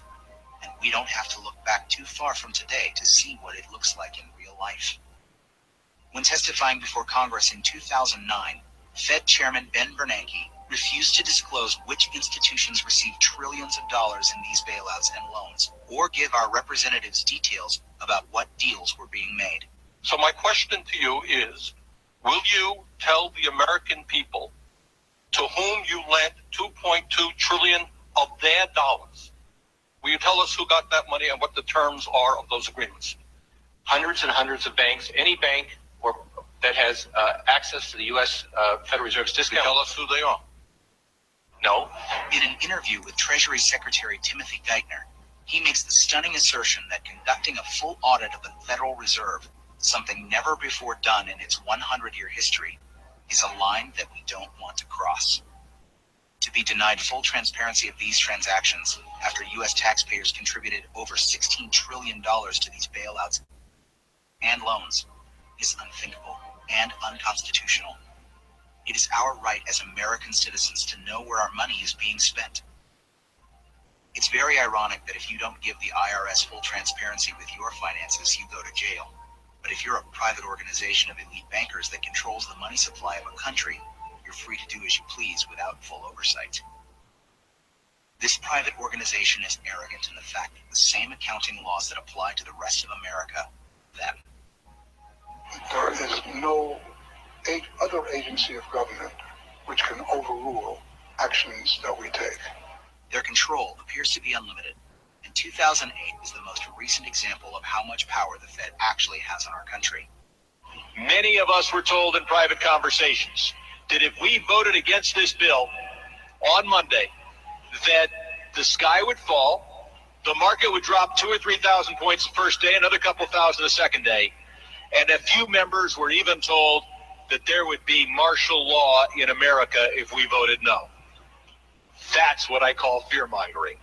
The elite banking institutions took trillions of dollars worth of risk, and when they lost their bets, they threatened politicians to use taxpayer money to bail them out, or else we would face an Armageddon type of scenario. This historic change of power in America is again why many economists refer to it as the biggest robbery ever enacted on the American people.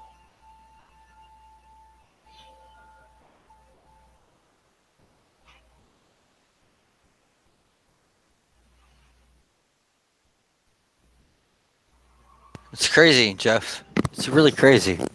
Yeah, and so when you do the math on this, and I'm gonna run another video here in just a little bit before we leave, and then it's gonna end the show. But we're gonna talk a little bit about that. And so when you watch this and you see what we've let happen, what you have to ask is, what is we the people can we change? Well, we have a president that stands with us. We have a way to start doing things. What we need to do now is start focusing on what the president does once he gets his cabinet into place, once he starts doing the things properly. We can then start positioning ourselves to take this country back and put us back on a real standard. But to do so, we have to get our politicians to start siding with us. Right now, they're siding with J.P. Morgan. They're siding with the Rothschilds. They're siding with everybody but us. And so when you realize there is no profitable gain for them to make for us to start being wealthy in this country, for us to start having jobs. You missed a big one. You missed a big one in that group, though. Yeah, but talk to me. Tell me. The whole group, the snowflakes, them guys, they don't know. They don't know any better. But on top of that, snowflakes plus the young people like me, the young people. We're But ask young. yourself why they don't know any better. They don't know We're any out better. of high school or we're in high school. Like, they alone are the next generation. They're the next motherfuckers that we're going to have to deal with. Yeah, and they don't know any better.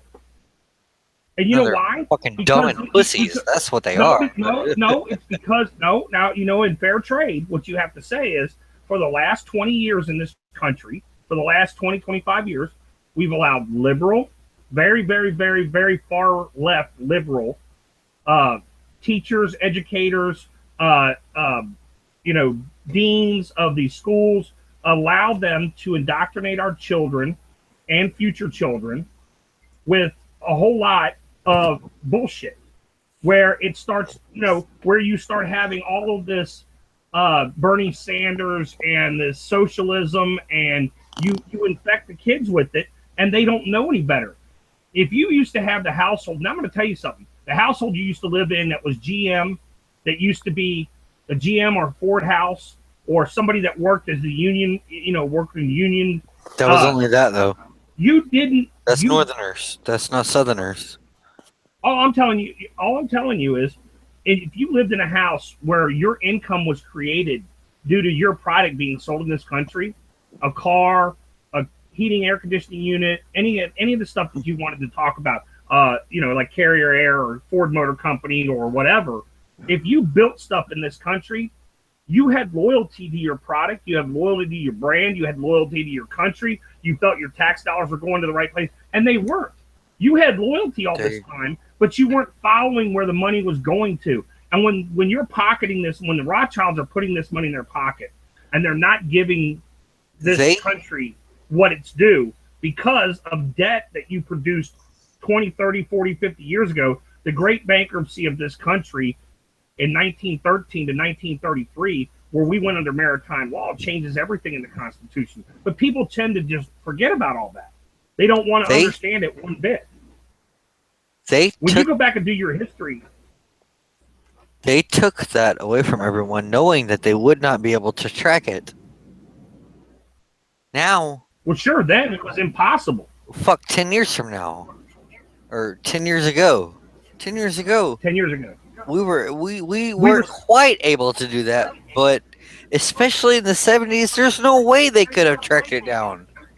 Oh no, you could have done a lot of things, but you couldn't have put the screws to it like you do now, where you're reaching. No, there's no justice because there's no way to find the fucking perpetrator. It's not possible. Well, now we have the ability. So now, under the realm of we have. I was gonna say now they still kind of us. So well, but the thing about it is what you have to realize is they're not being able to get away with it now. Now that the media has been called out.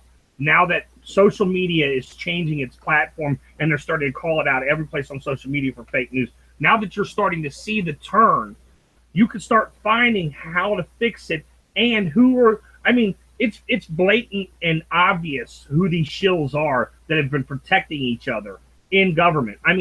Lindsey Graham, John McCain, all these people spent our money, got rich, were traitors, doing all kinds of traitorous shit while they're representing us. They're not representing us. They're representing themselves and major corporations for money laundering purposes, and that's all they've been doing. Half of the cabinet for the Clintons and for the Obamas worked their jobs, never even worked their jobs. You thought they went to work and did their jobs. They didn't even know what they were doing. They were just being told what to do. They sat there and did whatever they were told to do to collect a paycheck, and they got paid well for doing it. What, they were front people? Yeah. Half of the organization. Trump comes in and starts firing people that have no business even being there because they were doing nothing. They were literally doing nothing. They were just sitting there as the front to another front because that's how it's like Solyndra people for the green energy program. The green energy program was set up to launder money and wash and launder money for hundreds of millions of dollars to all the cronies that needed to get paid for whatever capitalistic bullshit they were pulling with whatever other senator. That's how they did it. Do you think that the Clinton administration, on her attempt to grab the position in the White House, do you think maybe just possibly, and Trump included, now don't get me wrong, not just Clinton, but Trump included, Okay. during the election, do you think that based on what you just said, which kind of helped me kind of develop this question, do you think that no matter who is in the White House right now at this given moment, between January and February, we're almost in March, do you think that regardless of who had won, we would have this over exceptional downgrade of media, and we would have this extreme distrust of our leader uprise?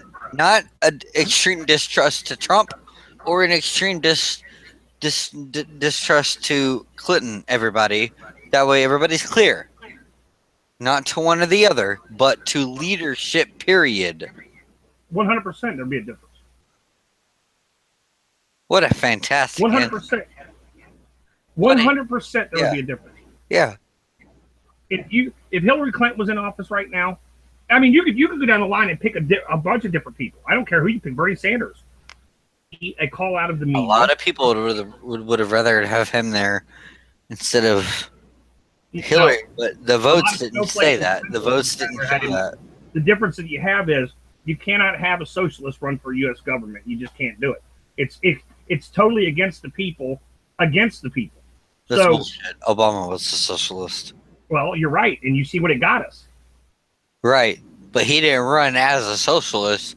No, he but ran Bernie as a Sanders, democratic person who said, "We can change. Yes, we can." yeah, and he showed us what changes. Now you have spare change in your pocket instead of Look at where it got us. Yeah, you got spare change in your ashtray, your car. That's about it. That's your change. Shit, what car?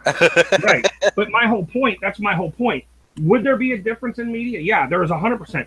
Nobody from the Hillary Clinton would have called out the media because that was their friends. They were leaking all the information to the media. They were doing all kinds of stuff to interrupt stuff because at that point it was beneficial to them. If you would have put Hillary Clinton under a Republican spotlight and blown her up, and the right side would have blown her up the way the left side did, it would have been two completely different cases. If the right side would have leaked all of the information and let it run on national television about the cocaine laundering, about the money laundering, the cocaine operation, about Benghazi's truth, about all the WikiLeaks truth, if that would have actually run full blast on full-scale media, she'd be indicted already. It's because the media chose to interfere with everything that they were trying to do to show that she was a crook. Every time the right side would start to bring out anything, they would just go on, 3 of the liberal channels and start going, oh, it's not true. They're just making it up. It's just bullshit. This may be completely wrong, and I may sound like a tool or a douche or a snowflake, whatever. Here's my honest, and I mean this, and I will repost this. I will clip this out and put it in a different video if I have to. Listen to me, Adam Keene. Here is my opinion on Hillary. She should be in fucking jail. Thank you. 100%. And no matter what they do, no matter what happened, if you give us the actual soundbite of her admitting her crime in the Senate or the White House, etc., whatever, no matter what, it doesn't take fucking Benghazi 7 to 8 months before. Wait, no, never mind. Benghazi's like 2 years before. Never mind.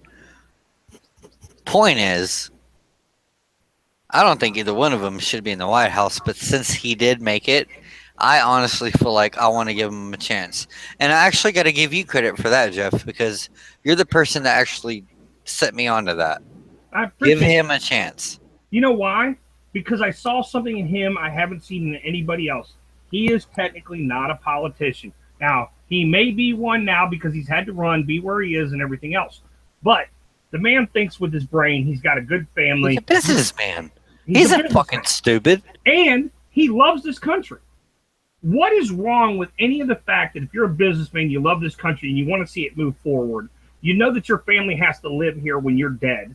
You know that your buildings still have to be the biggest buildings in, you know what I'm saying? When you build the kind of legacy that Donald Trump has built, you don't want that washed away in 20, 30 years. Your buildings bombed, bulldozed, and blown up by terrorists. You don't want the country turned into a third world country that looks like the Benghazi Strip and see what we've done to that country. I'm sorry, but I haven't seen anybody attack Japan or China. Not in a while. Well, but you haven't seen anything yet. You have to realize everything is in due process. The warmongers that we're talking about right now, the warmongers, the guys that we're talking about right now, the Bushes, the J.P. Morgans, the Rothschilds, these people live off of war, okay? They sell weapons to both sides. They create the fake media that creates the problem. They propagate the lie, and then they stuff it down our throat as a preformed wrapper that they stick a chocolate center in and try and tell you to enjoy it. You know, they do this intentionally because this makes the money. If you ever do any look into Benghazi, if you look into any of the problems, this is what you run into, okay? The problem that you run into is that all of this is scripted, done intentionally, and done to us. They've pulled this bullshit since Aurora, Colorado. They pulled this bullshit since Vietnam War, since every war before that. Yeah, but I mean, the last instance of most people didn't know what the fuck was going on. We know about 9/11. We know about World War II. We know about all of that. We know about it, but no one will do anything about it. The country, everybody in this country. We need to use the most current thing to get people's. I mean, we're gonna have is every time that it happened, as it happened.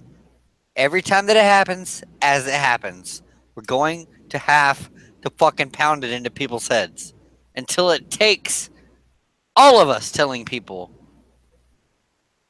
these things are fucking false flags. The Boston bombing, I remember watching that, thinking about it before it fucking aired.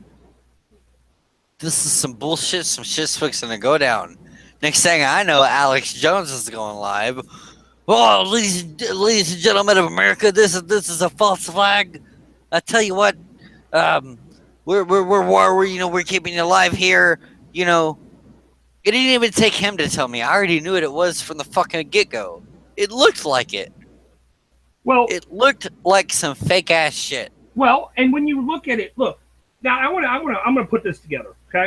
And I'm gonna tell you right here.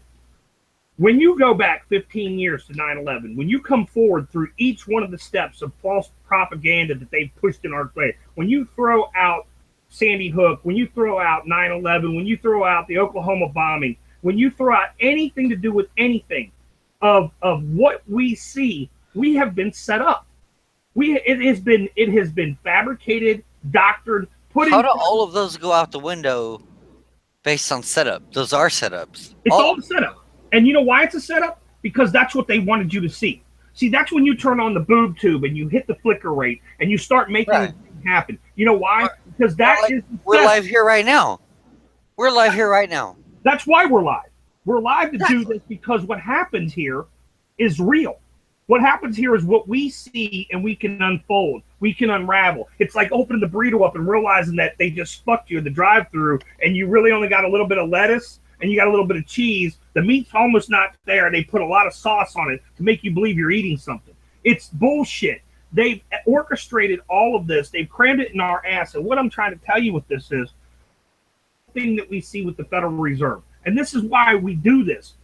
Because from point one, the day they make your dollar bill, they make your dollar bill out of a piece of paper and an ink plate and a printing press. Right. And once they roll it off onto that paper, they say that it has value. But it doesn't carry any value anymore. There's nothing there. It's fiat currency. It continually being a fiat currency. Because, ladies and gentlemen, we can make as much paper as you possibly want.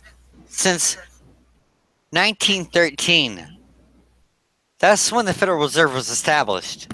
If you look at this shit in 20-year increments, and I'm not saying go do it in 15 or 10-year increments, I'm saying go ahead and do it in 20-year increments.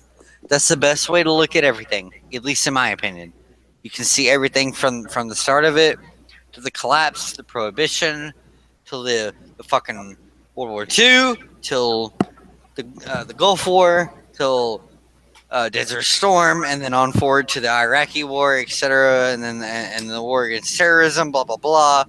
Look at it this way: that money in your pocket, that money in your bank account right now, does not mean shit. Nothing.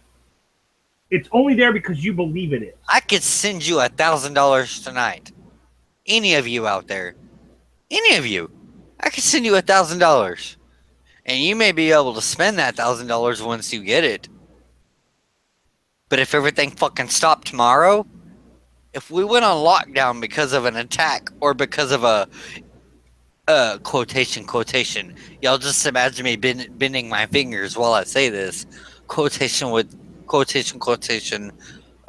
an attack, a terroristic attack, and they shut the bank down and close everything down, and the airports and everything, none of you are going to do shit.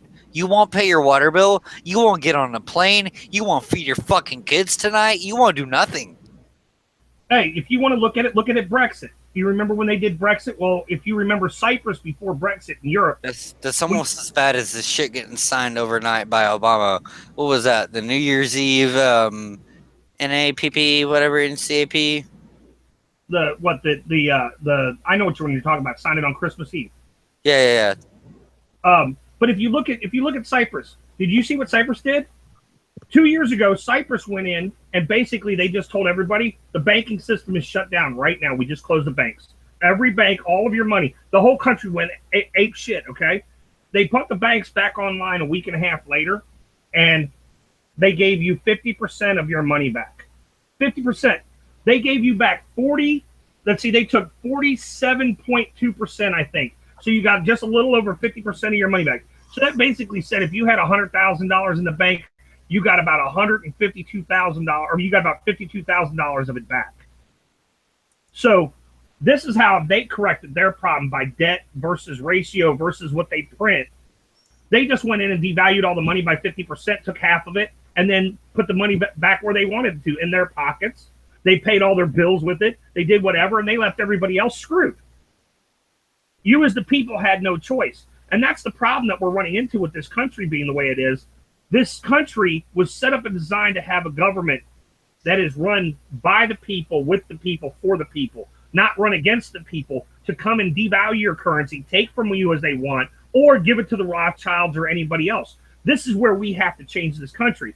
This is where people keep saying, well, doesn't Trump have the right to end the Fed? Well, under fraud and everything else, we talk about this, but we have no way to value it. We have to get down. We have to legislate this into office. We have to put a bill into play. We have to change history. And to do this, we need a president that can do it. We weren't going to get it with Barack Obama. You would have never seen it with Bernie Sanders, and you're not going to see it with Hillary Clinton or anybody else. You're going to see it with a person who has vested interest in fixing this country. This is what is so hard for me to get other people to understand.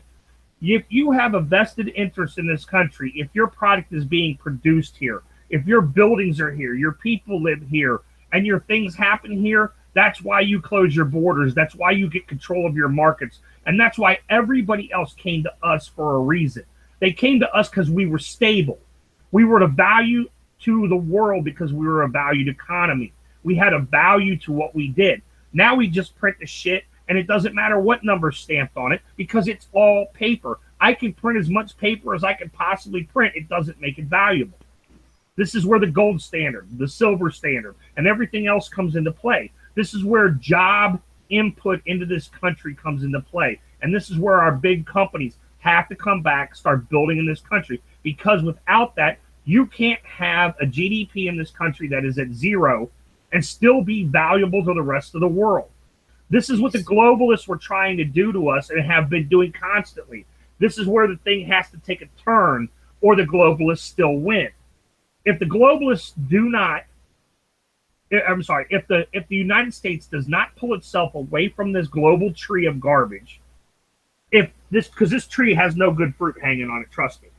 This tree means that there is, instead of being 3% of the wealthy have it, 1% of the wealthy will have it, and they'll keep shitting on everybody else until no one has it. And you can go back in history and look at plenty of civilizations that have lived like that. And it's called a dictator, and it's over with. The king, the emperor, the dictator tells you what to do, and if you don't, they kill you. Well, we're not going for that shit.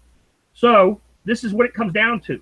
You literally have to get to the point where you are fixing this internally.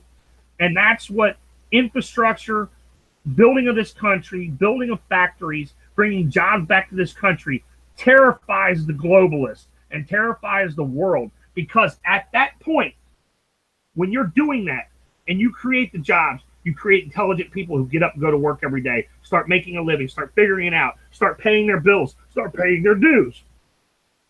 Things start happening. Money is created, products are created, and we start selling it to the world. We start fixing, when somebody has a problem, we go fix it because they had a hurricane hit them and they're poor broke. Well, you know what? If we don't stop sharing everything with everyone and we don't start securing our borders and we don't start fixing our problems, we won't have anything left to share. And at this point in the game, you seriously have to get a grip on the economy. You can't have an economy that's, and the inflated bullshit economy that they put up there is so deflated from the real numbers. The Federal Reserve was founded and done by rich bankers who wanted nothing good for you. And so at this point, we have to figure out a way to bring this to a stop. That means we have to get this thing in front of the right people. We have to explain it to them over and over and over until they understand it. And then we, the people, have to make a decision. We have to put us back on the gold standard. We have to get somebody willing to do it.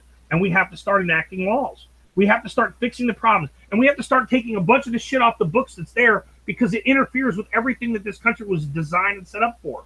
All these other loopholes that they made for big businesses to keep the Federal Reserve in play. The Rothschilds know exactly what they're doing. And you know what? They're not there to be our friends. They didn't do this to loan money to go in debt. They used this as a banking fractional system, a fiat money laundering currency operation.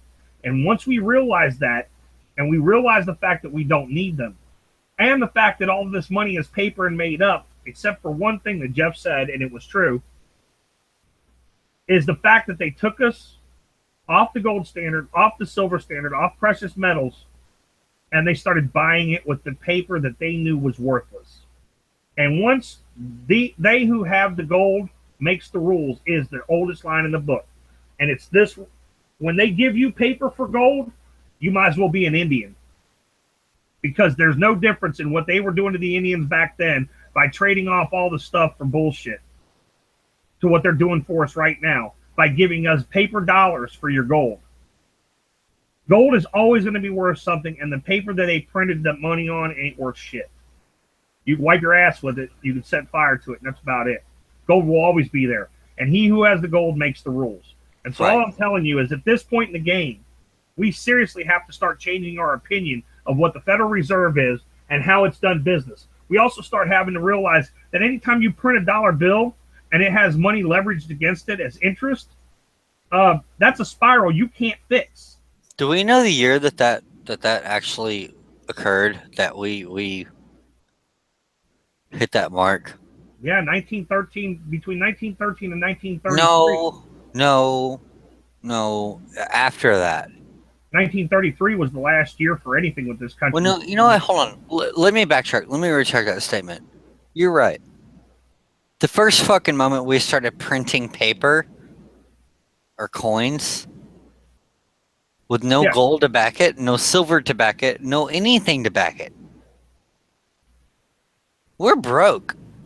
Right. Fuck being the major nation in the world. No, we're broke. We were broke before we opened the mouth. Right. And then we gave them money on top of the money that we're already promising.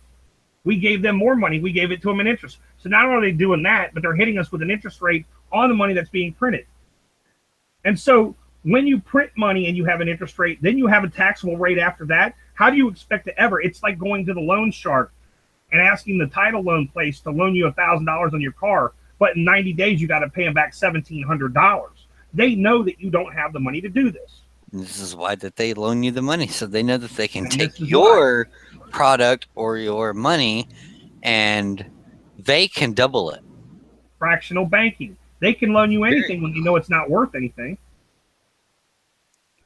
It's almost as bad as owning a couple silver pieces. It really is. Well, the problem is, and I love this video. I watched the video a couple days ago, and it showed a guy. He pulled up to the bank, and he had a silver certificate. He asked the guy in the bank. He said, "Listen, I need to trade my $5 silver certificate for $5 worth of silver." And the bank guy looked at him like he was insane. He was like, "I don't have any silver here." He was like, "But the Federal Reserve is required by law to honor these silver certificate notes with silver. That means that any bank I can pull up to, you should have silver to give me for it." The guy goes, "I ain't never even seen one of them bills." Just because you haven't seen it doesn't make it a law or make it right. The actual thing that the guy did was was exactly the truth. The problem that you had is it's been so long since anybody's heard the truth, nobody even knows how to do it. We have been lied to for so long, we don't even know what the truth is anymore. Put your screen on mine. I got it. I see it.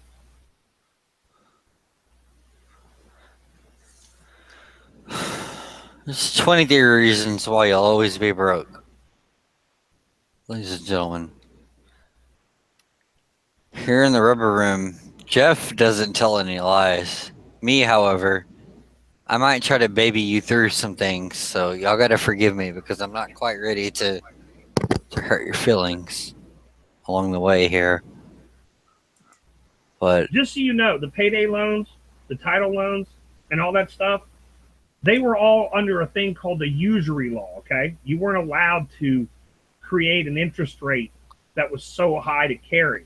And then credit cards started getting away with it, and they started doing more. And then they tried to pass a law. They passed a law. It's called the usury bill. And the usury law would not allow you to exceed a certain amount of interest and debt on money. And then they just started giving loans out to everybody, and the interest rate kept changing around. They kept doing whatever they wanted to do. The problem was it was against we, the people, under freedom of rights. The freedom of right, the freedom to live and work and go from state to state, go anywhere in this country free without being encumbered by debt and any other government agency. We have allowed that to go away. We don't follow the Constitution because in 1933, the Constitution was laid down by a bankruptcy law that overrides it completely. And you can go look it up. The bankruptcy of the United States was the biggest drop we've ever had. And people don't even realize it. We gave this country away to the Rothschilds. We work for them. That's what your Social Security number is. We work for the Rothschilds. The Rothschilds. Your social security number is a corporate W-2, basically. It's a corporate tax stamp. Basically. It says that you will pay back a $600,000 debt on every person to the Rothschild family. That's basically what it comes down to. I mean, there's more words and stuff in there to it, obviously. But in a nutshell, pay back a debt that they have backed your country and gave it the ability to have currency. So you're going to pay it back to them. And it's ridiculous. And that's what you do when you go get your Social Security number. You sign yourself up for the debt. Now, it's supposed to be so that, you know, when you retire, you have something. But, yeah, they've managed to dig that out of your ass every time you get this try. I like that number 4 on this list is supposed to be number 1. You haven't learned about personal finance. That's a great point, and it's not number 1 on this list. This is from time.com/money. So Time magazine.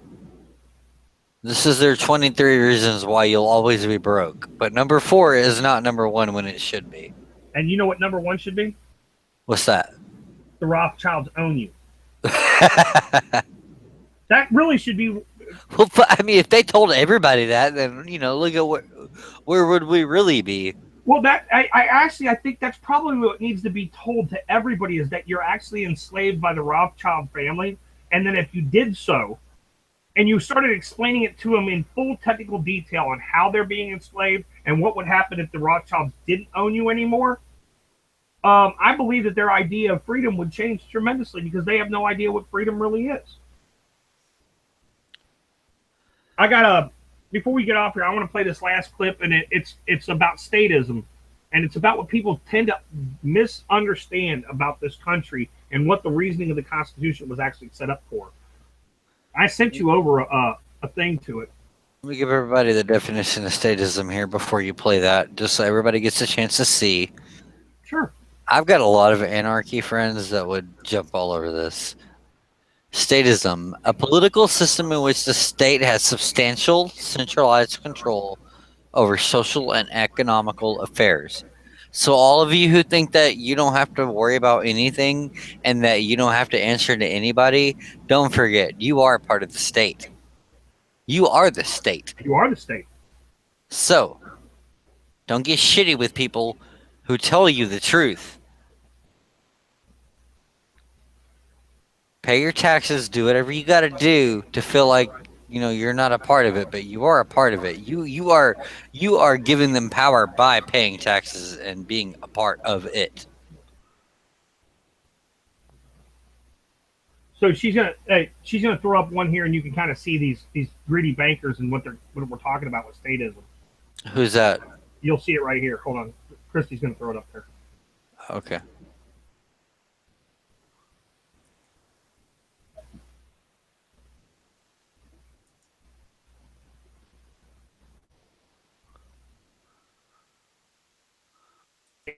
Just hold on. Yep, there it is. Hold on. We're gonna click through this real quick. Sure. There's some numbers in here that, you know, everybody can go back and review. Some stuff that I was going to have in the beginning of the show to help give us some ideas through it all, and this will be available, and stuff after we're done here. We'll get this in the link, but she's going to click through them right now, so you'll actually have some screen shares of it.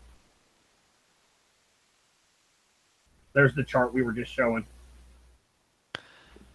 Thank everybody for bearing with us through the live stream. Here's the Jekyll Island and a lot of the culprits that were part of Jekyll Island and the conversion from the United States to where we were, to where we are now, and why. And you can see the names are just, you know, staggering. I mean, the Rockefellers, the Rothschilds, the Morgans, they're all part of it. And then there's a lot of names in there people don't know. Vanderlip. Yeah, I don't know Aldrich. I don't know Stillman. I don't know Vanderlip. I do know Morgan. I do know Rockefeller. I do know Baker. I don't know Astor. And this is just the tip of the iceberg for these people. But these are the people that run the 4 major oil companies, that run the biggest things in this country. And they're not running it for this country. They're running it for themselves.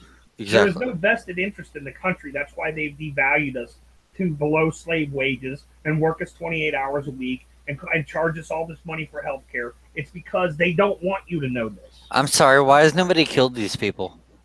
Oh, well, that's the whole question, is because it's you know, under their laws, they protect themselves. They protect themselves from, they've got bodyguards and everything under the sun. They've got full strike teams ready to come down on you for this. That's why for so many years, until this internet started becoming a viable solution for all of us, they didn't want this out there. They wanted to control it. They're still trying to control it as much as possible, because this gives us the freedom to unlock the doors to get to these people.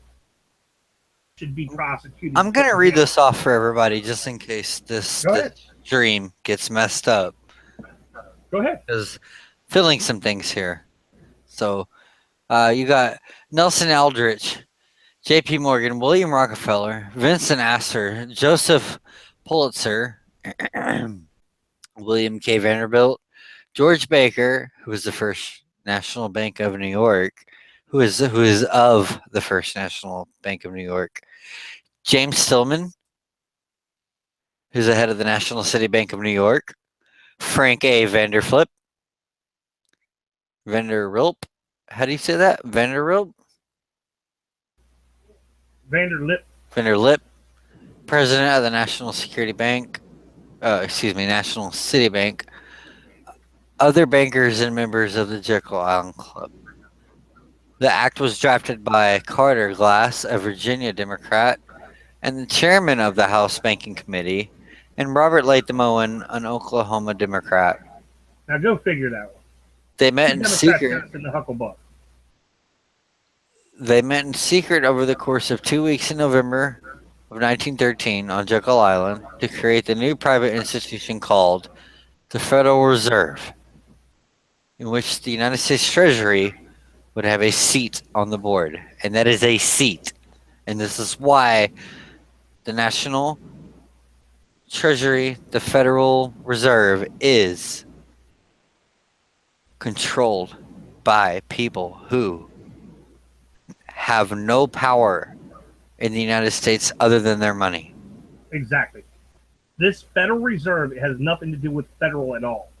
It's just their money, and they put federal on it to make you believe it's part of the government. And on top of the Federal Reserve, a lot of people have been banking on. I can say this without having the facts in front of me. We'll say 1913 to 1915. That is when a lot of big major vaccinations started to coming out. 30 years later, they're doing the polio vaccine. Excuse me. Oh, did I say the polio vaccine? You mean I must have mispronounced that with the polio epidemic that they caused. We know that SV40 was a direct influence by Merck Pharmaceuticals and Laboratory, and we know that they directly infected people intentionally with 40 different strains through the polio virus to over 500,000 people, guaranteed, but they dosed about 1 million doses. So right off the rip, they started the influx of disease in this country intentionally. Any of you youngsters out there, you got a friend that's 30 or 40 years old, maybe even 50 years old, ask them to see their polio shot scar. They all have one. And it's scarred because it was so many injections at one point that the body could not handle the input due to two different things. The squalene that was in it and the aluminum adjuvants that floated in it. Once it was impressed into the skin and went below the surface of the skin through the dermatological inputs of the skin, it was stuck there due to the stuff, the adjuvants floating in the vaccine. We'll follow the 50s and the 60s. 60s. Follow the 50s and the 60s with the next big thing. What was that, Jeff? Do you remember? In the 70s? In the 60s and 70s. In the late 60s, it was 67, 66, 67. We had the HIV/AIDS epidemic. Yeah, that was right after that. That was Merck Pharmaceuticals and the SV40. In fact, you can go online, and if you go look up SV40 vaccine, you can actually sit and listen to the guy who was working for the laboratories for Merck Pharmaceuticals, and he will tell you exactly, word for word, what they did and laugh about it. They talk about it. They talk about how they were trying to get the monkeys in through different places, and every place that they were getting monkeys in for the testing was they were having bad problems with the monkeys coming to them sick, diseased, everything else. So they started getting a new route that they only had to bring them in straight so they could skip through a whole bunch of stuff through quarantine, and they could bring them straight here. And then once they got them here, they found a way to merge this and create a bloodborne bacteria called HIV or AIDS. That's right. And also during the same time, now this is separated, but it is along the same time. I'm not sure if the involved corporations were connected at the time, but not soon after that. So you got polio, and then you got the HIV/AIDS virus.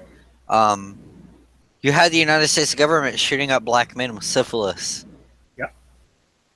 That was the late 70s. This was, well, actually, no, it was mid 70s. This was right around the time that the civil unrest was going on. Yeah, 77, 60, it was 67, 66 and 67 up through 77. And then they never stopped from there. It just, that was what their testing range was. Exactly. What I wanted to say is that this all connects to something, and We're not going to go over the 80s and the 90s and the 2000s with you over the vaccinations and what's happened since then. You can figure it out on your own. There's Google. We got Asperger's. We've got autism. Lots of mercury in the vaccinations. Alex Jones will tell you a lot about that. A lot of people want to give that dude a lot of shit, but he actually had a lot of that on point, and it was correct. You want to know what the sad part about it is, and it's not sad. I mean, you know what the great part about Alex Jones is? A lot of people don't want to hear this. You can vet almost any story that he puts out, and 98.5%. It's 100% vetted. I want to say 100, but every once in a while he'll get something that he has to throw out because it's just. But he'll correct it later. He'll correct it. But I will tell you that you talk about real news, you will get the real news from Alex. It may, and people go, "Well, he's warmongering, he's this, he's that." But I'm telling you, he's crazy. Now, he's on drugs. All he's doing is selling his pills and his ultra super amazing brain force pills. You know, he's doing that. But if you don't do that, if you take that shit, you'll actually be better off. Do what? I was just saying, like that brain force stuff. If you actually go through and you research it, and you buy it and you have it shipped to your house and you take it every day, it's not crazy. It'll actually help you. Oh yeah, there's a lot of things that can help you out there. Most people, the thing about it is, what he's bringing to you is more amounts of forms of stuff that people just don't even look at anymore. I mean, people. They're so busy eating their fast food, drinking their pops, doing all their stuff. And they wonder why they're fat, overweight, out of shape, and don't get along. Well, it's because you have, it's like a field. You got crops planted out there, and you're growing crops. You just don't go throw the seed in the ground and it just grows up a nice, healthy stalk of corn. No. And even if you did, you would rotate it. Right. And if you don't, it gets sick and it dies and it ain't worth a shit. You got pick an ear and it's about 4 inches long and it's got no kernels on it because it didn't develop. Why? It didn't have the minerals, the nutrients, and the things it needs. So nutrition in your body and nutrition in your brain is what keeps people flowing. This is why they put fluoride in the water. This is why they keep you from all these things. And this is why natural foods is being removed from the net. And all these companies are trying to go natural. But it's being struck down everywhere by the FDA. They want to fucking poison us. They want Because you know why? Because natural is actually the best way to go, but they don't want you to know that. They want you to take, Harvoni or one of the other pills to get rid of your gas. No, don't want you to know that. It sounds innocent. The truth is, I believe, is that they want to keep us sick. Oh yeah, what's called depopulation. World depopulation works for a reason. If they can depopulate the world, they can keep everything in checks and balances. It's when you get out of the population range that they can't control things. Hey, Jeff, tell me about Ron Paul. You go ahead. You're doing just fine. Oh, sure. Okay. So I'm not sure how this is connected. How are the bullets connected to Ron Paul? Well, he's calling for an audit of the Fed. So he's doing some advocation here. Yeah, he calls for an audit of the Fed. Talk about it. Ron Paul has called 2 vacant seats in the federal board of governors, and he'd really like for them to be filled by Trump.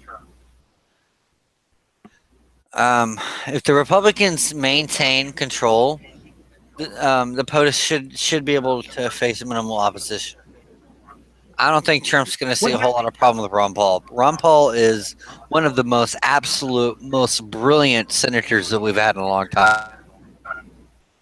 Yep, and Rand Paul has done quite well up until for everybody for 15 to 20 years now, and he just keeps getting shut down time after time. And he's done a lot of stuff for the American people. The problem is special interest PACs and everything else get the better of everybody. And so the problem is to play ball in Washington, you've got to take all this cronyism with it. And this is where Trump is changing the game. By eliminating special interest PACs, by changing the way business is done in government, we'll be able to start seeing a change in the way policy is written. And that's what people just don't get about Trump. The only way these people would ever do anything for business is lobbyists and money through your PACs. Once you do away with PACs and the lobbyists and the money, you start having true devotion to the country. It goes back to the people, to where laws and shit that's written, policy standards, and the future comes out of need for better instead of need for greed. It doesn't make sense to build something if it doesn't make money. What happens with the way this works now is we actually get money that starts coming into the country through building products that work, and we have intelligent, competent people that can run the show, put stuff into play. It's no different than when Obama signs the Green Energy Act and signs Cylinder to it, and we find out that it's all shill because it was just a money laundering operation to grab product. If it was actually done to create solar energy for this country and get us off of the oil standard, then it would change things. But they don't want that to happen, so they just keep making it up, just like they make up cancer. Cancer is solvable. We know that it's fixable. We know that you can get cancer and have it solved. No, Tom, you think that the Cancer Foundation and all these hospitals and all these bureaucrats want you to solve cancer? If you solve cancer, you stop a multi-billion-dollar a year industry that makes a lot of people money. We walk into a hospital or a doctor with an expectation of a cure. All we get is treatment. This is called, what type of medicine is it? Not heliopathic. Halogenic. Homeopathic? No, homeopathic is when you treat it yourself. Right. No, homeopathic is natural. Right. Heliopathic. The problem is they never tell you where it started. They tell you have cancer, and they tell you they have medicine to treat cancer. And when I say to treat it, to hold it off a little while you're sick and dying. But what they don't tell you is where it came from, why you got it, where you got it from, and how to cure it. Because if they cure it, they don't have any way to treat you. That doesn't all matter. That's why they pump you full of antibiotics.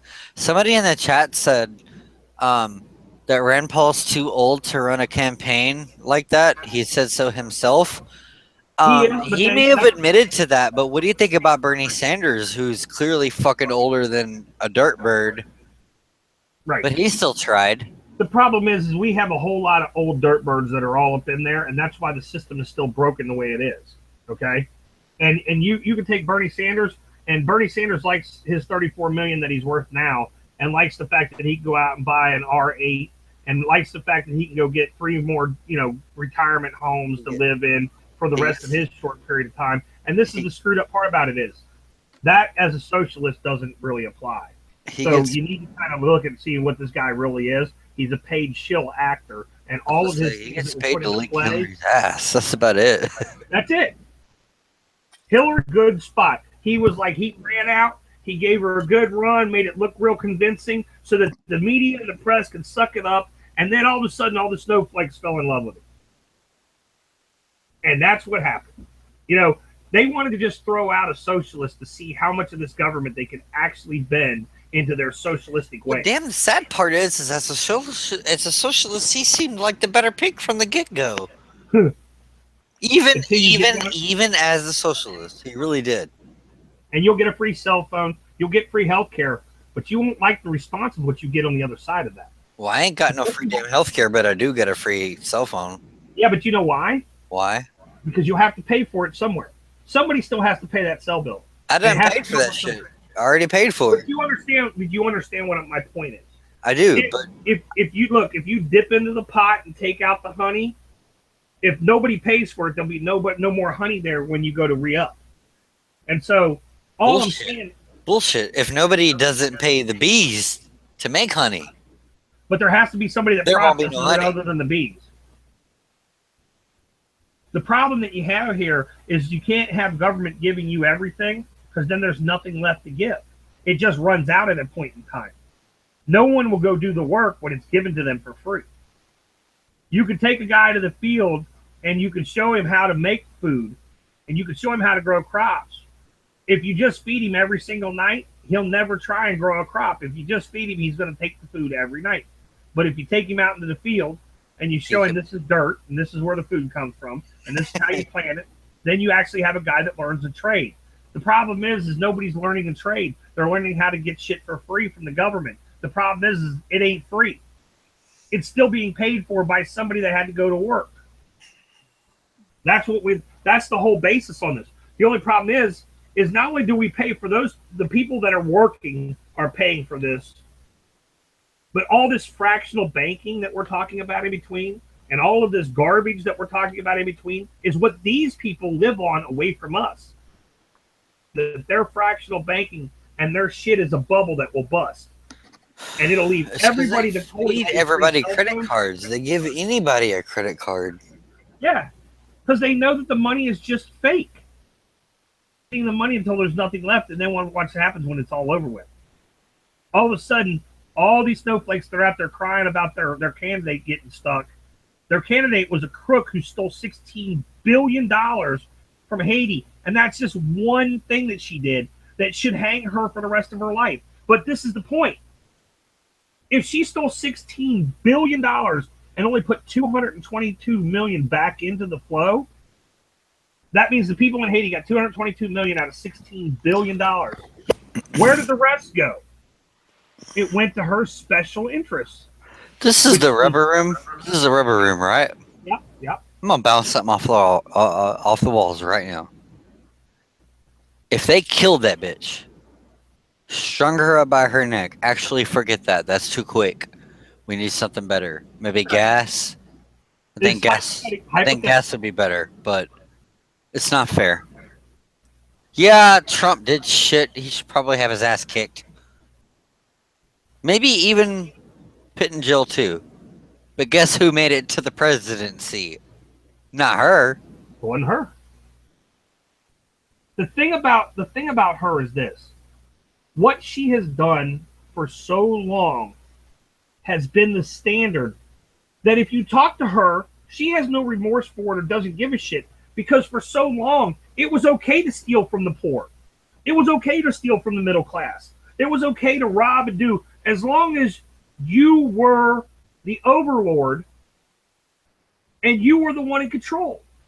Because that's the whole point. The whole point, and this is what it comes down to. You can skip this. Go to the next. Go to the last one, because I'm going to play this last clip here. These people right here, and I'm going to put this up here. These people right here, these old, and you could say it white, age spots. These guys have been running this show for so long. They get fake hearts, extra blood transfusions. They get to cause chaos across the world because they hold what you think is money in your hand is not money.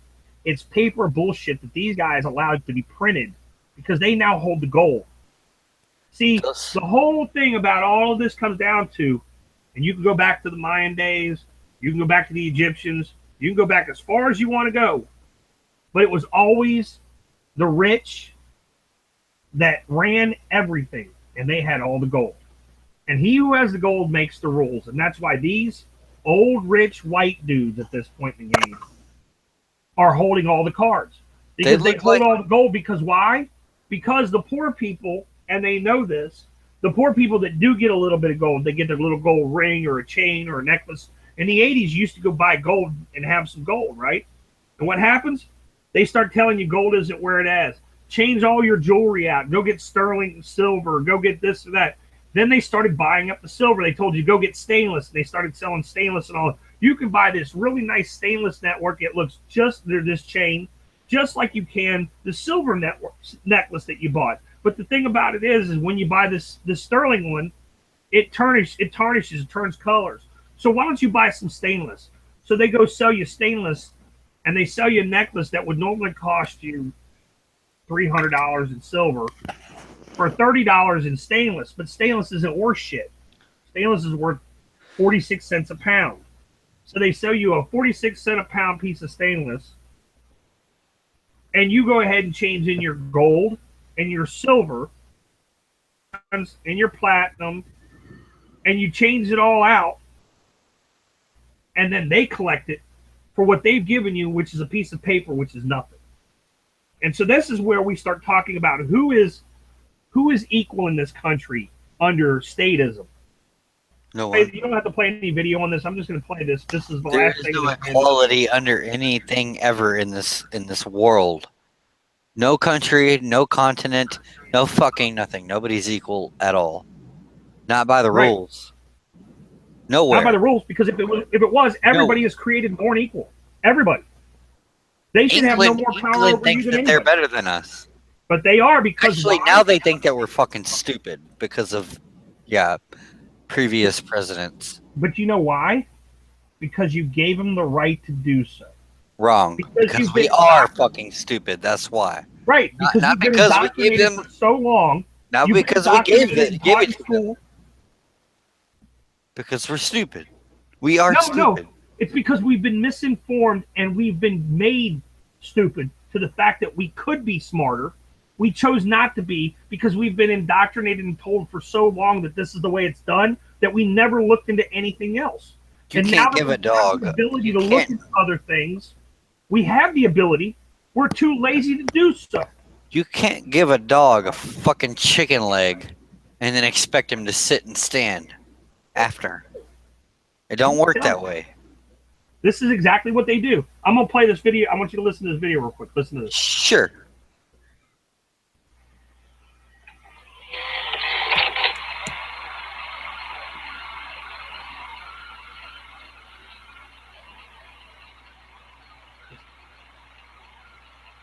Pull it up right now. Quite simply, a statist is somebody who believes in having a state. Basically, anybody who wants government is the exercise of authority over a people or place. And that is basically the right to rule. It's not just the ability to control other people, because most people have that in one way or another. It's the right. It's the idea that certain people, it's legitimate for them to forcibly control others. Belief in government is a purely faith-based, indoctrinated belief. It doesn't actually make any sense in practical terms or in I evidence. hear audio, or but no logic. video. For years, I thought it was a really good analogy to compare government to religion. We're just letting it run. And only a few years ago did I realize it's not an analogy. It is a religion in every way. It has a superhuman deity, government, that has rights that mortals don't. It isn't restricted by the rules that apply to mortals. It issues commands, and if you disobey, you're a sinner, and you deserve to be punished. The faithful, the true believers, they have great faith in these bizarre rituals, elections and legislation and appointments, and they dress up and then they say, ta-da, now I represent government. I know I just look like a person, but I don't just have the rights of a person because I represent the magical deity called government. And so I'm allowed to demand your money and boss you around and hurt you if you disobey me. I'm acting on behalf of government, and it has commandments called laws. And these laws aren't just the threats of humans. They are decrees from something superhuman. And so all you good people out there should bow to this deity. And if you want the world fixed, this is what you pray to, and we give you certain rituals of how to pray to it and when you're supposed to pray to it, and pray to the God to make the world what you wish it was and to save you from all the uncertainties of reality. The doctrine people are taught is just patently absurd. And a bunch of examples of that are like consent of the governed. There isn't such thing. If it's consent, it's voluntary. If it's being governed, it's not. The actual given excuse is, we have the right to rule you because you decided we did, even if you didn't vote for us, and even if you oppose everything we do to you. And, well, they represent us. Okay, they represent us by doing a lot of things that we don't have the right to do, and they represent us by bossing us around and taking our money. Like, I bet if I went to my neighbor and bossed him around and took his money and said, I'm representing you, he would say, what? What a stupid thing to say. To me, the most insane is, we are the government, which you hear everywhere. And I ask somebody, wait, do you really not notice that there's a group of people over there, they issue threats, and they call them laws, and they issue demands for money, and they call it taxes. And if you disobey, they send men with guns to hurt you. Now, are you really incapable of distinguishing between yourself and them? One of the biggest giveaways that the belief in government is a complete blind faith religious belief is the way people respond. One very easy line of questioning is, can you give somebody else a right that you don't have? And everybody says, well, no, of course not. Well, how about you and your buddy? Can the two of you give someone else a right that neither of you had? Well, no. And it only takes a couple more questions to get to, well, how did Congress get rights that you don't have? They get emotional and they get angry or they get defensive or they run away. They didn't come to this belief through reasoning and evidence and logic. They came there by having a blind faith belief smashed into their heads, starting before they could even talk. It's just something they were taught to believe, that there's this thing called authority and that it's allowed to do things that human beings aren't, and that people have an obligation to obey it, to the point where, yeah, it's some people, they weren't gods or anything, some people wrote down a thing on paper and then they called it legislation and they did certain rituals, and then people go around saying, well, this is law. Most people literally feel physical discomfort and fear at the thought of disobeying anyone in authority. Most people can't say, no, I'm not going to do that, because it goes against their years and years of programming and indoctrination that trains them to think, if you do as you're told, you're good. If you don't, you're bad. And that's the message of school, and that message gets pounded in people's heads. Students are taught over and over and over and over again, every stinking day they're in school, that the measure of your virtue is how well you obey authority. The whole approval-disapproval thing. The one thing you learn in school is, if you do as you're told, you get approval and reward. If you don't do as you're told, you get disdain and condemnation. They'll make sure everybody knows you're a bad person because you didn't do as you were told. The belief in authority leads everybody, good people, bad people, everything in between, to advocate and do things they wouldn't otherwise do, bad things they wouldn't otherwise do, including cops, because the cops really and truly believe that they have the right to do things that I don't have the right to do and you don't have the right to do. The only reason most of them do what they do is because they believe in authority, and they really believe that legislation gives them an exemption from morality, so that when they do something and someone says, hey, what you're doing is bad, hey, I don't make the law, I just enforce it. I'm not responsible for my actions, I'm just a tool of some weird thing somewhere else called government. You can't blame me for what I am personally doing, because I'm not really doing it. As loony as that is, that's what most of them will say whenever somebody says, hey, what you're doing is wrong. It's not okay to, it's not okay to lock people up for smoking marijuana. His logic is incorrect. All the ways in which quote-unquote law enforcement initiates violence against nonviolent people. And if you bring that up to them, they literally talk as if they didn't do it. The only reason they do that is because they were taught the lie of authority and government and law, along with everyone else, and then they were told, you're just a tool of the thing called law, and that makes it so you have rights that other people don't have. So you don't have to feel bad about physically assaulting nonviolent people, because the law says it's okay. It really is just permission to ignore your conscience by saying you have rights that other people don't. You don't have the right to tell other people what habit to have on your own. You don't have the right to go and extort people on your own. But once you're law enforcement, then not only is it okay, it's noble and great to go around robbing people and bossing them around. That is the biggest danger of the belief in authority. It tricks good people into condoning or doing really nasty, horrible, violent things because they think, well, this is okay if government and authority does it. They are raised by their parents, by the school, by the government, by the culture, by all the authoritarian messages built into everything, to think that obedience is a virtue. And when you raise the culture to think that, and you get one nasty psycho at the top who says, hey, go do bad stuff, people say, well, I have to follow orders. I have to obey the law. I have to do as I'm told because that's a virtue. And then good people march off and do evil stuff. I'm not scared of the Maos and the Stalins and the Hitlers. I'm scared of the thousands or millions of people that hallucinate them to be authority and so do their bidding and pay for their empires and carry out their orders. I don't care if there's one loony with a stupid mustache. He's not a threat if the people do not believe in authority. Some people assume that, well, you must trust everybody if you don't want government. That's not at all true. I don't nearly trust everybody, but if I don't trust people to run their own lives, why on earth would I trust them to be in a position of power where they can forcibly run other people's lives. Really what it boils down to is saying, I don't trust people. People are untrustworthy and unpredictable. So my solution is to take some of those people, some of the most untrustworthy around, give them permission to violently control us all. And that will protect us from the untrustworthiness of mankind. Okay, you're so scared of the average man out there and so thankful for government. Let me ask you, who has taken more of your money under threat of force?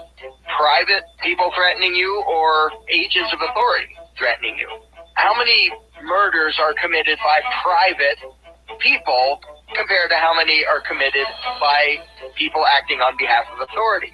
It's not even close. The number of murders committed in the name of law enforcement and government and authority completely dwarfs private murder. Even governments killing the people of other countries is small compared to them killing their own people.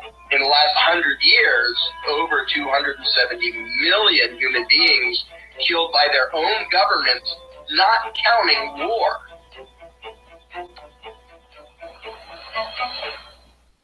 Not counting war. That first step is always the hardest. To get someone to dare to set aside his blind faith long enough to think about things, to back up enough to say, maybe government isn't even legitimate at all.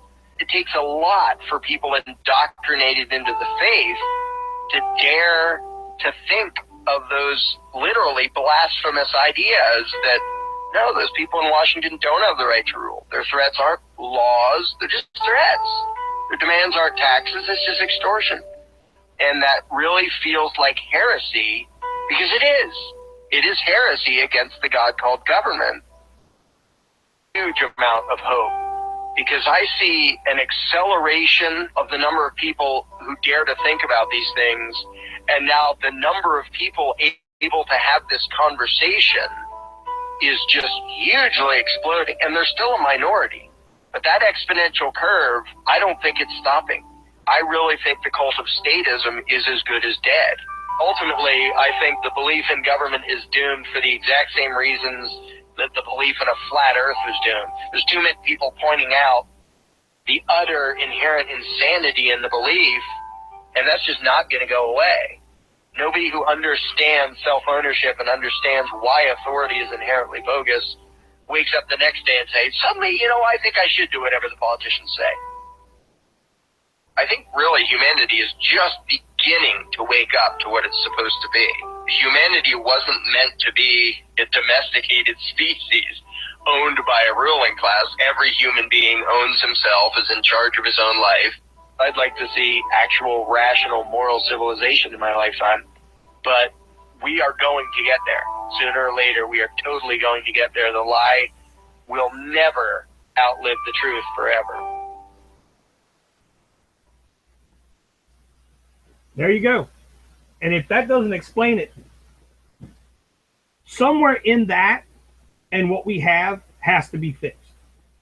Because the truth of the matter is, nobody owns us. You own yourself.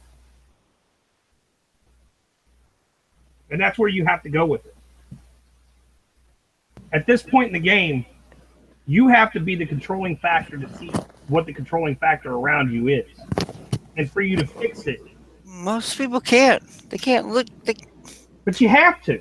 Most people can't fucking pull up a channel on their satellite dish guide on their TV because they're too they're too oblivious to common sense.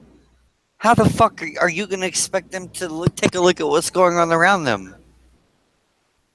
What are we going to do? I was going to say what we have to do is blah, blah, blah, but I don't know what we have to do.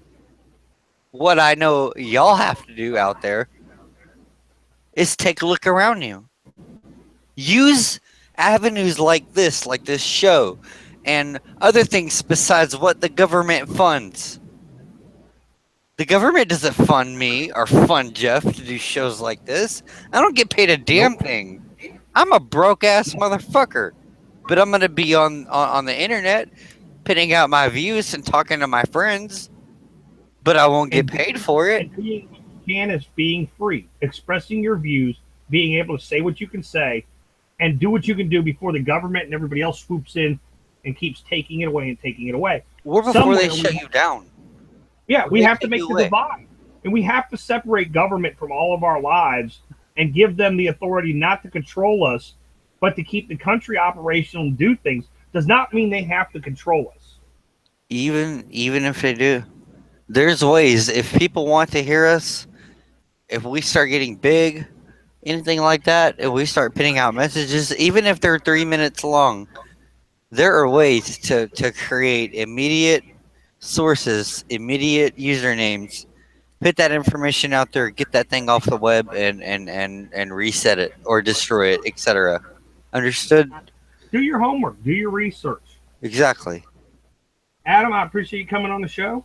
Man, Man, had a blast. Really appreciate you having me on again, man. I No really problem, do. dude. I like having you on. I'd love to have you on my show. Well, then get a show together. Let's do it. I mean, I've got a live stream ready to go any time of the day, brother. Brother, tell everybody where you can be found.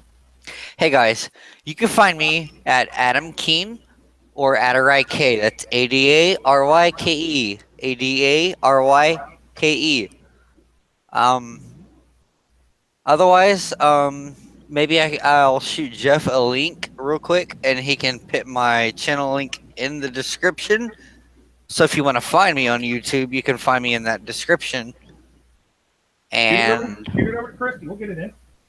right on, yeah. Actually, yeah, I can send it to Christy. I want to thank my beautiful wife for helping me. I know we had some She's amazing. issues, and it wasn't her problem. It was due to this computer is just a mess. But guess what? It worked out But- though, didn't it? It did, and I thank you to your help. Thank you for all your help and simulcasting and doing what we could. We got it done. Right on, I man. want to thank Jeff Norton for coming on the show. Oh, it was great. To the new morning show that's going to be awesome. Yeah, just And, I just in wanna case anybody forgot or they couldn't, pull it up out of the details, whatever. What was that? The morning show? No, it was Hold on, I'll just pull up my history. I just want to make sure that he gets plugged. Yeah, I love plugging Jeff Norton. No problem. No, I already had to pull it up. I've already subscribed and everything. I just need to pull it back up. Pull it back up. I got you logged out on the screen right now. So, but yeah, for Jeff Norton coming on the show, man, we thank you so much. I love your past stuff and all the stuff that you've been doing. Jeff Hayes, I love your book. Thank you for sending them. Rise of the New World Order and the Culling of Man. Book can be found on Amazon. They're awesome. And he's a great writer. He's also our in-house writer. He's been on our show, and hopefully we'll have him on the show here. Yeah, was Jeff supposed to be on tonight? Yeah, I was trying to get him on tonight, but he works, and sometimes his schedule doesn't jive. I've been trying to get him on. We had a couple of friends that were supposed to be on the night, and they didn't make it, but it's okay. We're always going to be here doing what we can until there is no tyranny, no bullshit, until the lies have gone away. So I know men for what they are. They're liars and treacherous people who try to control other people. So I think we'll have a long haul with the show. I don't think all men are like that. Most men are. It just comes down to what you can figure out. I mean, believe it or not, this doesn't come out of nowhere. It's bred and risen into people. I don't understand it, but there's a lot of really bad people out there that nobody wants to talk about, but it's there. So that's why we're here doing this. And I'll tell you what, until YouTube cuts us, or until we can't get on a channel somewhere, we're going to be putting the truth out there. And I hope everybody had an enjoyable, everybody in the chat room and everybody tonight, thank you. And I hope you had an enjoyable show. And be looking for it, because it's coming to. We're going to be coming to bigger and better things. It's coming, guys. I wanted to say a couple things too. Real quick question. Is Jeff Spitfire Sentinel? Is that him? Eric? Not Eric. Jeff Norton? Jeff Norton, yeah. Or Jeff Hayes? Jeff Norton. Okay, Jeff Norton has the morning show. Jeff What, Hayes. What's his name under YouTube? Yeah. Is it Jeff Norton under YouTube? No, it's the morning show. The morning show. Okay. No, I'm trying to put a link up for everybody to see. No, it's not popping up there. Can you see my stick figure, man? I see your stick figure. He's very happy. Look at him. He's all like sedated, cool, chill. Yeah, and I'm hoping you really get a feed going and get your show taken off too. I want you to, Brother, don't get it twisted. The minute that we log off here, I'm going live. good. So That's what we like to hear, man.